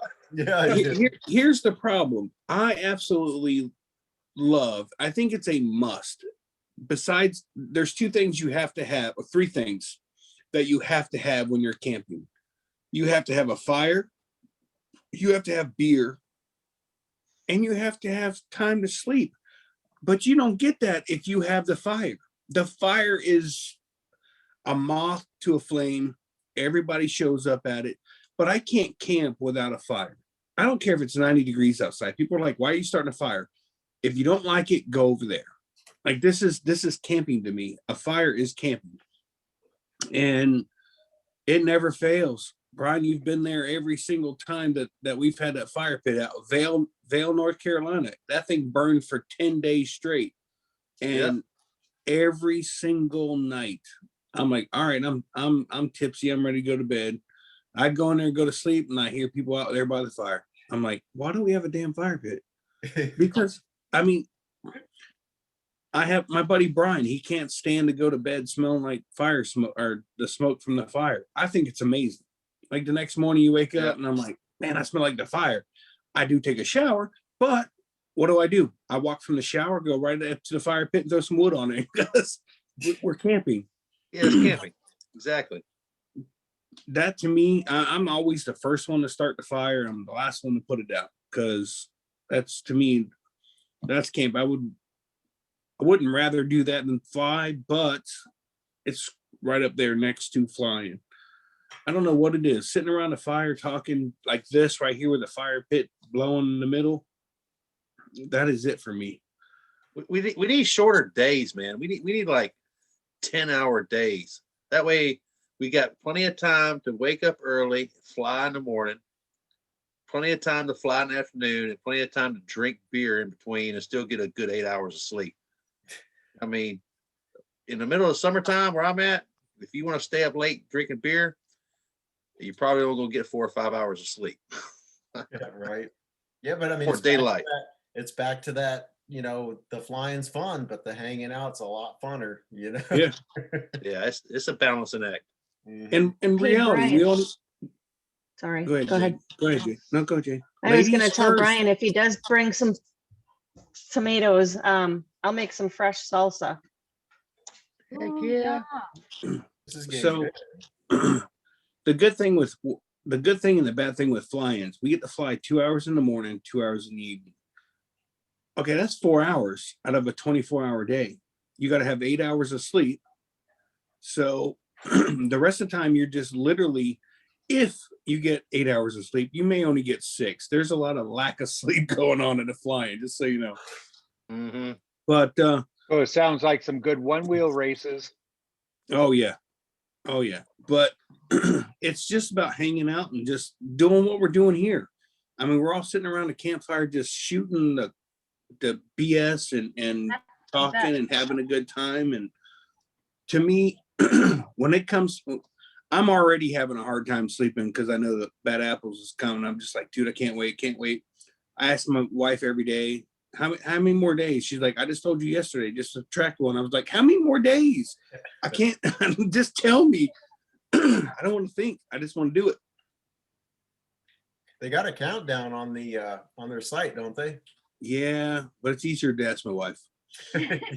Hey, did y'all go ahead and book your spot for the Bad Apples? Oh yeah. No. Well, Yeah, I did. You don't have to worry about it. well, how about the shirts though?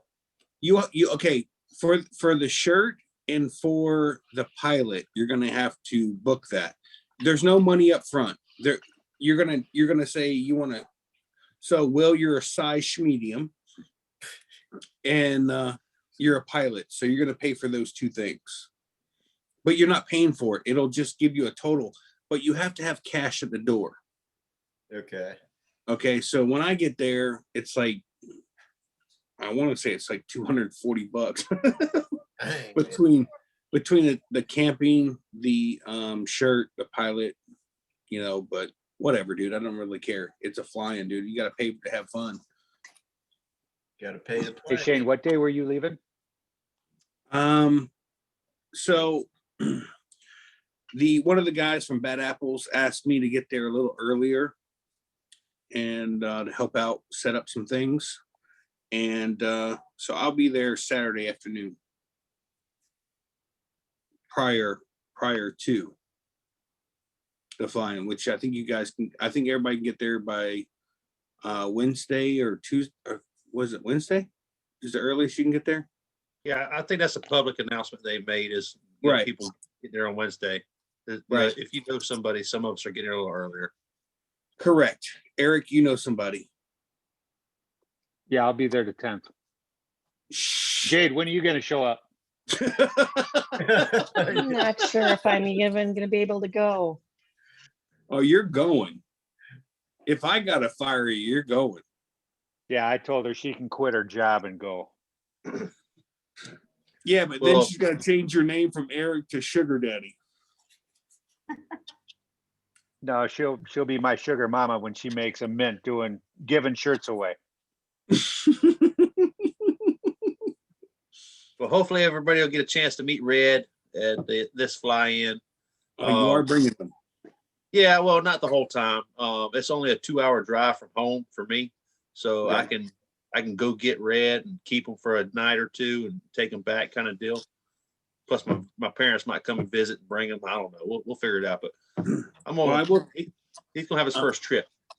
I'm bringing the wife, and she probably wouldn't mind hanging out with Red during the day or during the afternoon flight. She don't get up early. She's not an early person, but her and Will be just fine in the camper because they'll both still be sleeping. And well, You guys can go off with whatever way you want with that, but truth of the matter is, Will doesn't get up in the morning, neither does my wife. So I'm looking forward to meeting her, man, for sure. it's not that big of a deal. Jeez. She must not be in the room. Nope. Oh, I was damn. like, wow, Shane, you're being brave. Nah.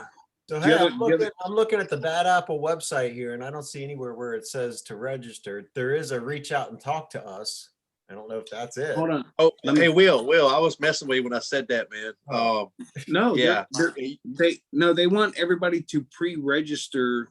No, this is on their page. This is on their, holy crap. Well, I'm not pre-registered, but I was under the impression you cannot reserve a spot. No, As you far can't as- reserve a spot, but you don't have to, but they would prefer you to pre-register. Let me look at this up real quick. Hold on. Yeah, because the spots were There's first no come, first serve is pre-registration. my impression. No, Yeah, and they'll no, give you a total and everything, but you don't have to pay it right then and there. You pay it at the door. correct. Let me see here. I'm not seeing. 28 days, Guys, 7 I'm gonna hours, head out. 23 minutes. All right, Miss Linda. Gotta check See you, on Linda. Sharon. Good night, Linda. Every night to Good night, Sharon. Linda. Okay, love you guys. I'll see you Yeah, good night. tomorrow Good night, Linda. Night. Thanks, Brian. Thanks for hanging with us, keeping it going. Yeah, you're welcome, Linda. Peace out, girl. Okay. So Mark Well, McElroy I says in the chat, intend yes, to pre-register. attend. Okay. I So intend to Will, attend. if you go into, what the heck did I hit? I intend to attend. There's a button there. Hold on here. So if you go into Bad Apple's page, if you look under where it says 576 following this, 61 people checked in here, and then right underneath that is a link, www.badapples Hodges Field fly-in.com, and you click on that, it'll have the pricing, and then I attend to attend. Yeah, that's where I am. Okay, so what you do is you pick your shirt size if you want a shirt, how many nights of camping, which you don't have to hit any because I've already paid, or it's going to be paid for. And then you just said add to cart. Then once you add everything to your cart, there's not going to be you don't pay right now. You'll just have your total and you'll have your name and everything. So when you pull in, the guy at the gate or whatever will say, you'll just give him your name and you'll have a total, and that's when he'll collect the money, and then you drive in. Can I pay with tomatoes? I don't Only know. male tomatoes. Lots of tomatoes. So where were you before you hit I intend to attend? No, I went to, like I said, that website. Okay, so it Yeah, says get ready. It's on 28 days, 7 hours, 21 minutes, 15 seconds. Then you hit the I intend to attend. Right. And then from there, you scroll down and it'll give you all the t-shirt. You've got the very first one, top left, is the 2021 fly-in pilot registration, which is $60. You hit add to cart. Your shirt, I don't see schmedium. I got the yeah, I mean, I got that, but it's not giving me a total or anything, or even an option to view my cart. So, okay, so once you do that, let me see here real quick. I'm going to do pre-cart or add cart. I'm going to do that shirt. Oh, it says checkout. It says checkout. Yeah.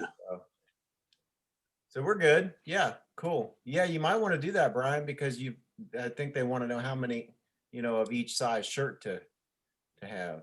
Correct. Yeah, and I keep missing out on my shirts because I'm not pre-registered a lot of times, like at the Swanee Pear Fest. So yeah, everybody pre-register. What was the website that we can all go to find bad apples fly-in? I will put it in the HodgesFieldFlyIn.com. Yeah, I can actually put it in the chat here. Let me copy and paste it real quick.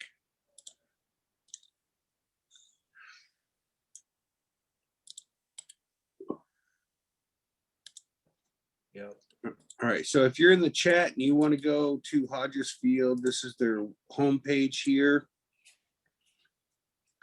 And just go from there, and then you will just scroll to, when you get to that page, you're going to scroll underneath the people that are following this. The 61 people have checked in here, and there's a website right underneath it. You click on that website, it'll take you to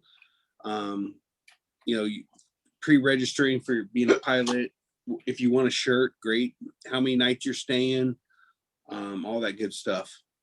Like I said, mine was like $240. I plan to get there quite early because I need to save, I guess, the first, for anybody listening that's going to Bad Apples, do not park at the first 5 posts from the pavilion, power poles. I guess each one of those power poles are, I guess, 4 campers can get to each power pole, and those are all Bad Apples members. So if you get there and you're parked and you're all set up in the first 5 posts, you're going to be asked to move. So just remember that. So anything after the 5th pole, so 6th pole on, if you get there early and you get a spot, great. If you've parked in the first 1 through 5, Bad Apples member shows up, you will be moving, just so you know. So I'm actually supposed to go there, set up cones, and keep people from parking in those first 5 spots. I'm registered. Yeah, Brian, don't be the last one of the group. Yeah, man, it actually has a list of everyone that's coming. Yes. Did you see that, Shane? Yeah, I'll get registered tomorrow, man, for sure. But Shane, didn't you say that there's roughly 50 spots with power for campers? So people I'm not 100% sure if it's 50 power poles, which would be times 4. Oh. Or if it's 50 campers total, which would be 50 divided by 4. 20, or I'm sorry, geez, 12 30. and a half.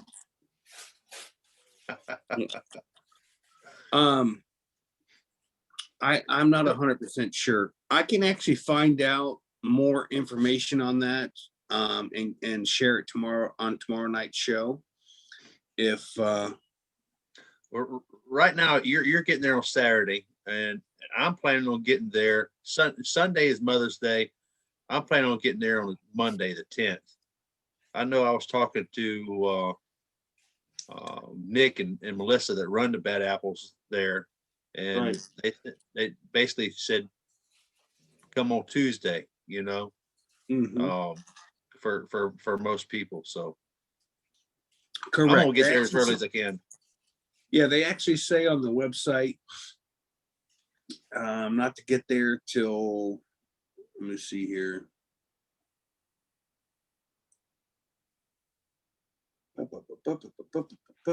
actually have to go to their main page, or this one here.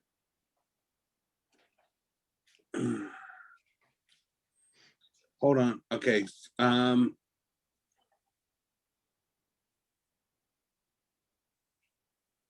Man, I hate being a slow reader.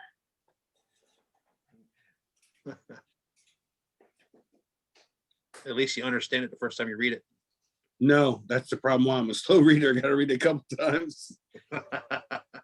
I don't comprehend what I read, so it sucks for me. I have to read it multiple times. I share a lot with online, just so you guys know. I don't hold anything back. I am exactly. Let's see here. I'm looking on their Facebook page. I'm trying to find out where they posted. I hate to mislead people that are listening to the show. Right. Tell them what day to get there. Oh, right here it says, how early can you arrive? We've had this question a few times so far we've modified the policy. We are asking that no one arrive before Tuesday to allow us some time to get prepared.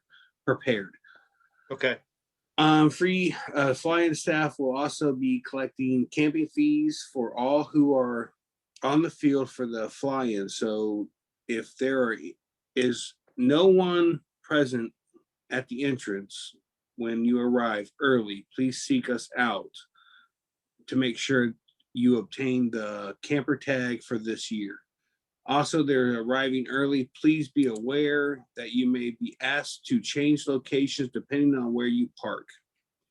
Some spaces near the pavilion, which I just said, will be reserved for staff, but there may be some additional shuffling around to organize it, organizational purposes.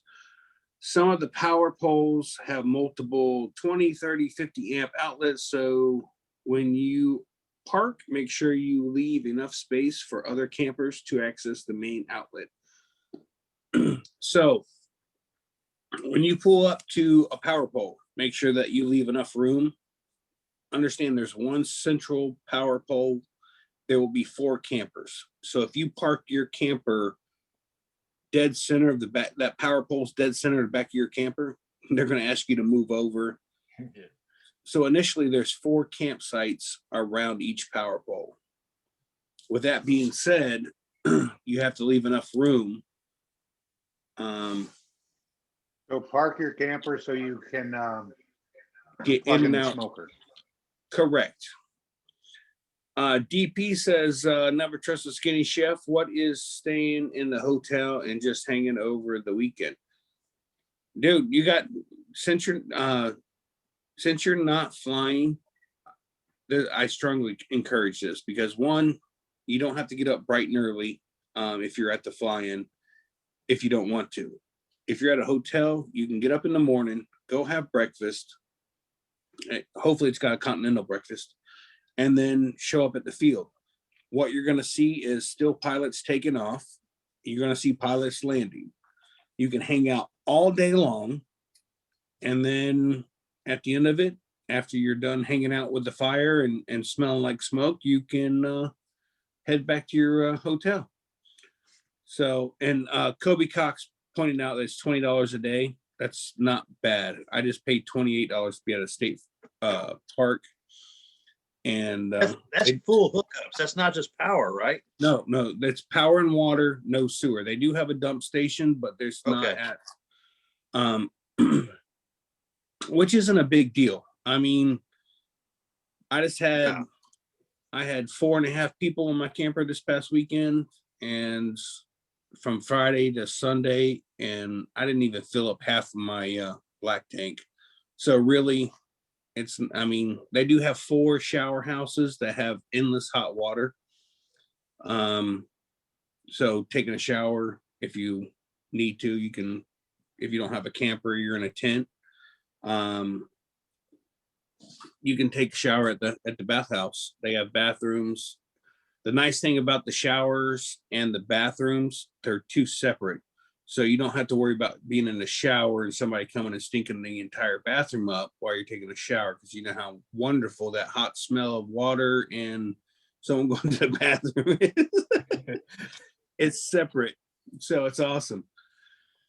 I'm trying to think what else I was been told about this place, other than the LZ is like golf course manicured field. They will have what they call, was it field bosses, or what is it when they'll tell you when to take off and if the coast is clear. That sounds boss.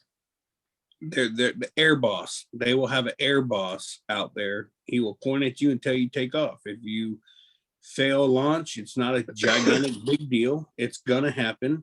It happens to everybody. And then you just reset up and wait for him to tell you to go again. It's not a big deal. Seriously, it's not a big deal. What did I have a failed launch at Swanee? I can't remember. Brian, you remember? Will? I don't remember. I don't think you did. I remember you cut some grass for sure. Yeah. Taking that sideways launch across the runway. That was Mark. No, you did it too, dude. What? You cut grass? I believe so, man. I think there was a bunch of people that did it though. Don't make Brian pull out that video, Shane. I didn't cut any grass. I don't know. I had a failed launch. I can't remember. No, it wasn't a failed launch, Shane. It was just you were taking off sideways across the runway because that's into the wind, and basically you remember how tall that grass was if you didn't get the air quick enough. Oh, you mean Vail? Yeah. Okay. Yeah. No. Yeah. I totally did that. Hey, but no grass flew up into the air like another pilot that literally disappeared as he held brakes full throttle and through the stalled grass. Oh, dude! All you seen was grass flying up, and then he disappeared, and then you seen the wing flying over, and just went boof, and disappeared into the grass. Did they ever find that guy? Oh, they found him. All grass. Hey, Nick asked how much I just paid there. So it was $60 for the. This is back to Bad Apples. $60 for the pilot registration and $15 for the t-shirt.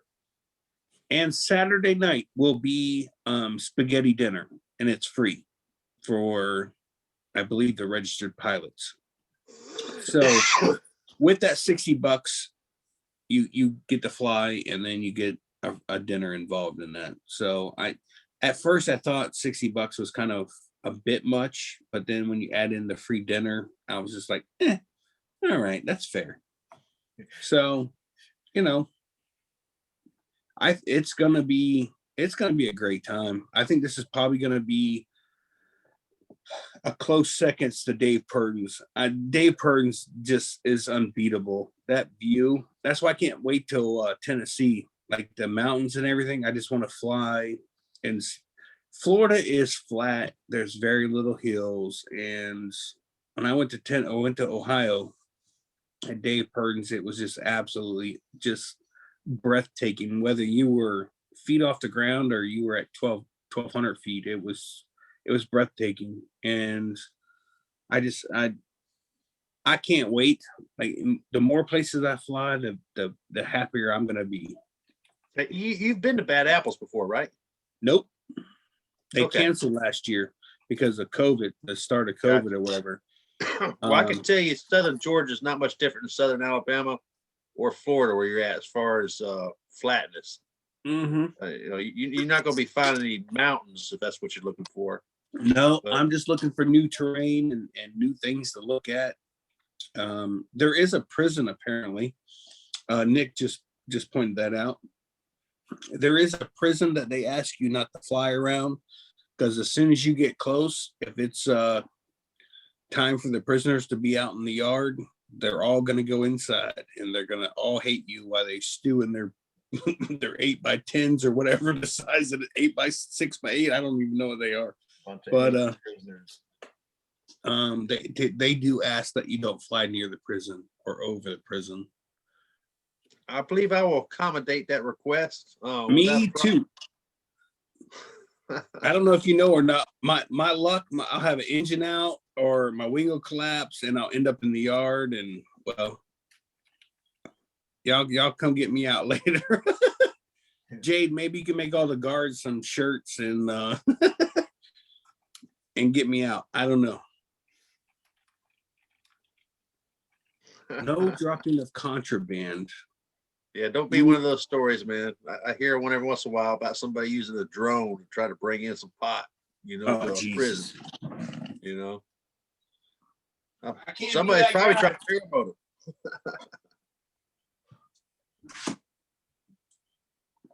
We lost Shane. He went for a beer. Shane's gone. Jade's gone. Yeah, where is everybody? I don't know. It's after 10 o'clock. 10:05. Right. Well, it's been a great show tonight, guys. Thoroughly enjoyed it. Yeah, it's And I been a lot of always fun, do. I sure. look forward to Monday nights, you know? Hey, Will, did you get your Christmas tree put away yet? No. Right on. Is it Christmas yet? Hey, it'll be here before you know it, man. Right. It's just become a freaking piece of furniture over there, you know? Don't even notice it anymore.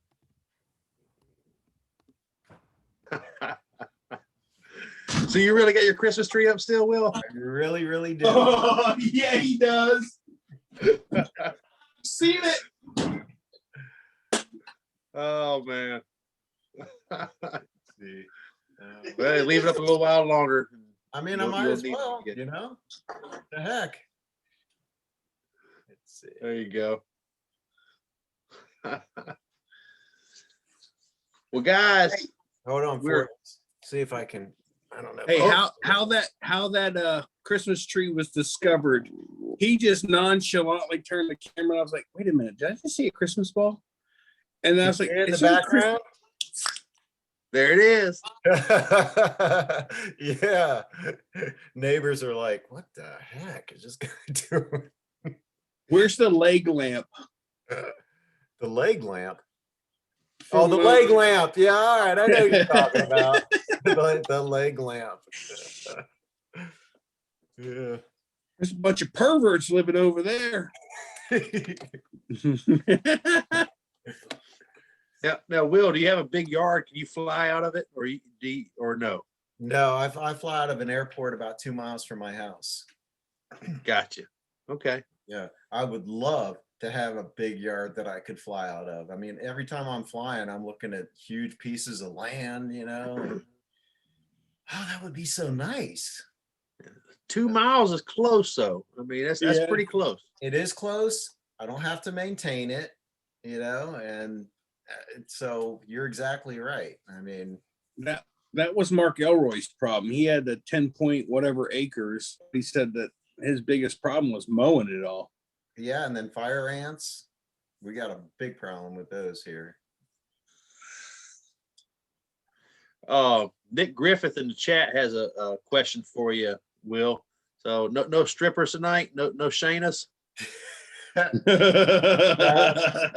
Sorry, Nick. Oh, there she is. Oh, dang it. She's making a guest appearance. Look at that. You ask and you shall receive.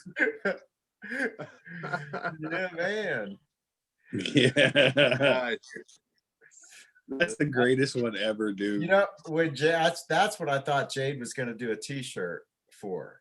When she asked, because it was that night she was asking about shirt sizes. So I'm thinking, is that what she's up to? It looks like spaghetti straps to me, not an actual shirt size.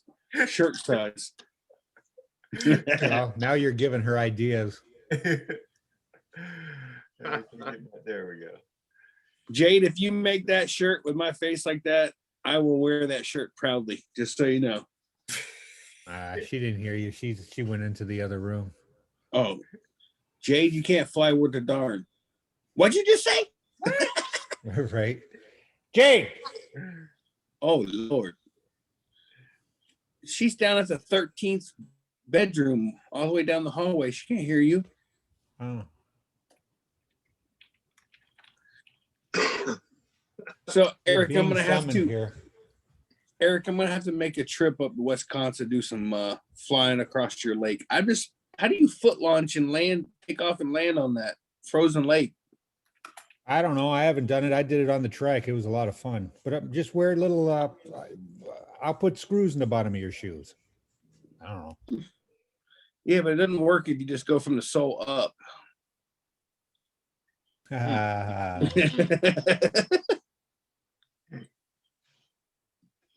I'll just do a knee landing.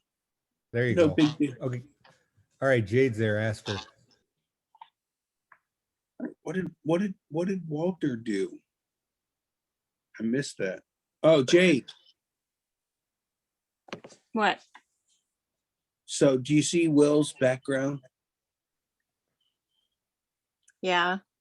So if you make that shirt on my face like that, I wear that shirt, no problem. Oh, it's not on there now. Yeah. So If you just give me a black shirt.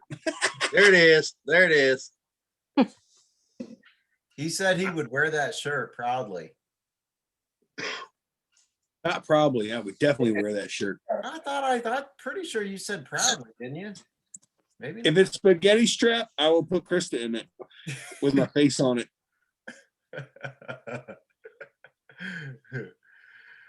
I've lost Jade again. She's out. No surprise.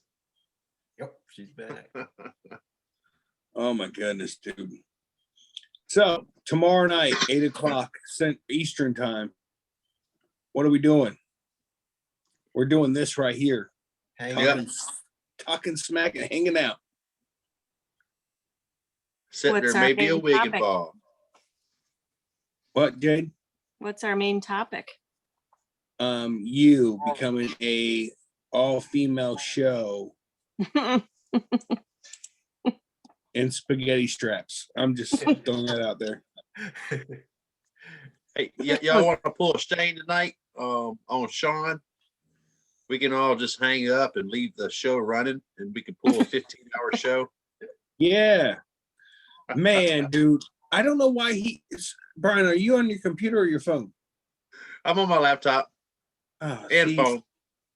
I don't know how, because I've been host on other shows on my phone, but he says he can't do it on my phone, so I have to do the computer.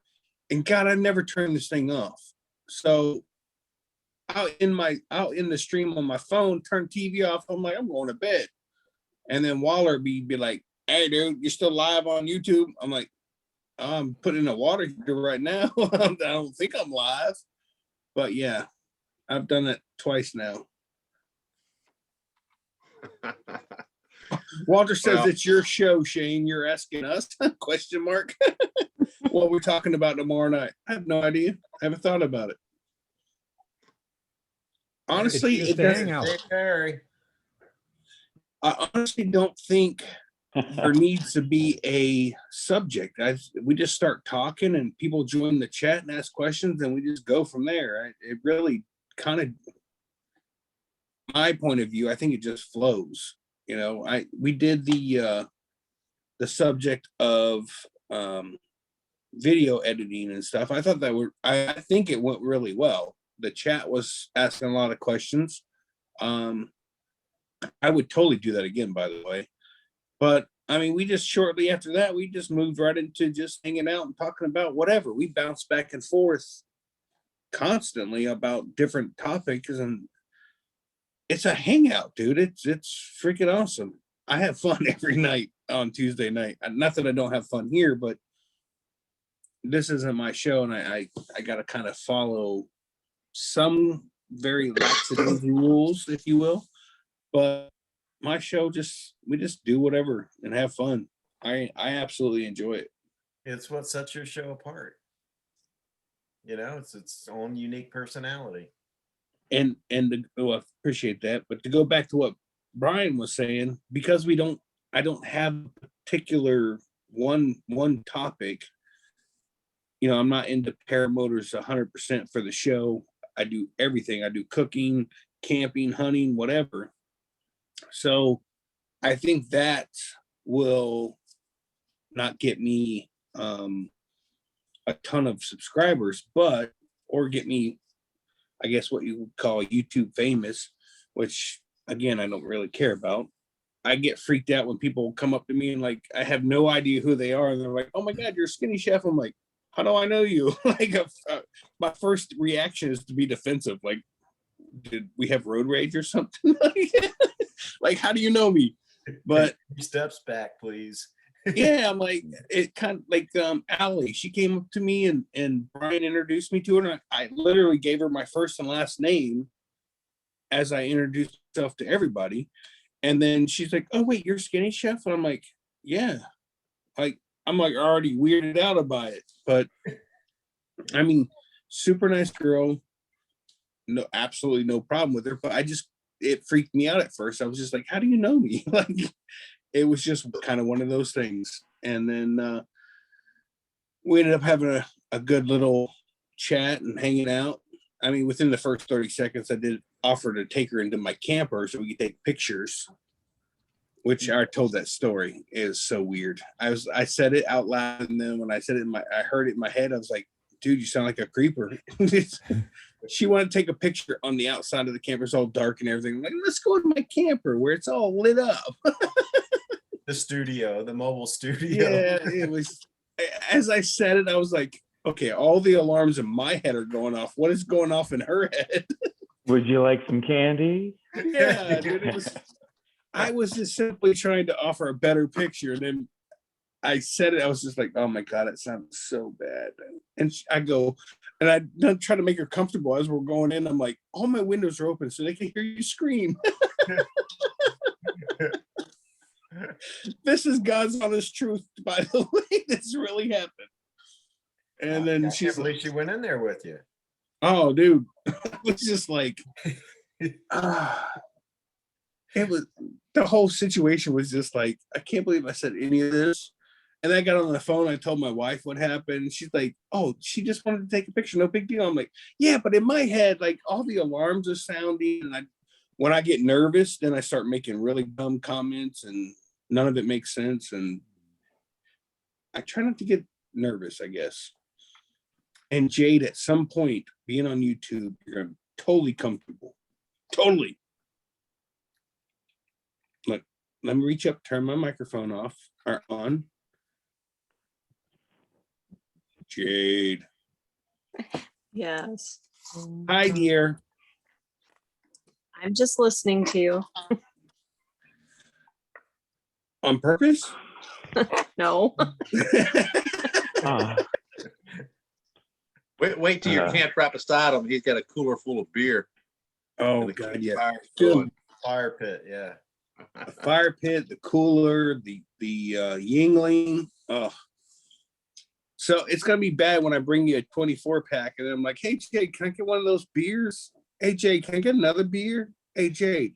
Hey Jade. You're like, can I get my shirt back, Shane? You drank the 24 pack. Right. I was reading the chat. We got Eric trying to set Walter up with his ex-wife over here. Yeah. And, Walter's still getting sandblasted? Oh man. Shane, Yes. we're still confused. So, Bad That's from Apples, what day can we, not you, show up at Bad Apples? After Tuesday, which means Wednesday? Text me tomorrow. Huh? Text tomorrow, tomorrow. Yes, Wednesday. Wednesday. Thank you, DP. Yes. Or text them tomorrow. I Text heard. me tomorrow, Jade. Oh my God. Jade, text him tomorrow. Yeah, tomorrow. Eric, I'll text you tomorrow. You relay the message. I will do that. It'll be so much simpler. you don't want to share it with the whole world right now? No, the 11 people plus whoever's in this chat, I do not. Yeah. I hear you, man. Well, Being speaking of recorded, such, though. it's 10:20 p.m. in my time zone. Yeah. Some of y'all are on an hour ahead. Yeah, 11:20. Yes, Almost all of you, I think. It is 11:20 here. So I think it's probably about time to wrap it up, man. And Yeah, Brian's trying to figure out, why did he leave me in charge of this chat? Oh no, I'll let it roll all night if y'all want to keep going. But hey, I'm going to bail soon. Brian's like, I got to work in the morning. Exactly. I got tomatoes to be picking. Exactly. Yeah, no doubt. It's been fun, guys. All right, guys. Yeah, definitely. See y'all. See you, Dave. Tomorrow night, I will see some of you. Hopefully on the show. DP, if you want to come on tomorrow night, let me know. I will. Let me go back here and get your email real quick. Okay. What about me? You want me to come on too, man? Yes, sir. Preferably. Oh, I might have something to do now. No. Why? Because Brian's going to be on? Yeah, thank you. Sorry. Damn it, DP. I was only coming because of you, man. It must be the time difference. I don't know. Yeah. Hey, DP, just my email is all one word, just Skinny Chef Shane at Gmail. Okay, Pretty cool. Pretty simple. Just hit me up tomorrow and I'll get with you and we'll go from there. Cool. Because there's a lot of chat going on here. All right, guys. I will see you guys. guys tomorrow night. Take care. Good night. All right, everybody. See you tomorrow. Peace out, everybody. Blue skies, fly safe, and we'll see you at Bad Apples. Good night. Oh, yeah. Yep.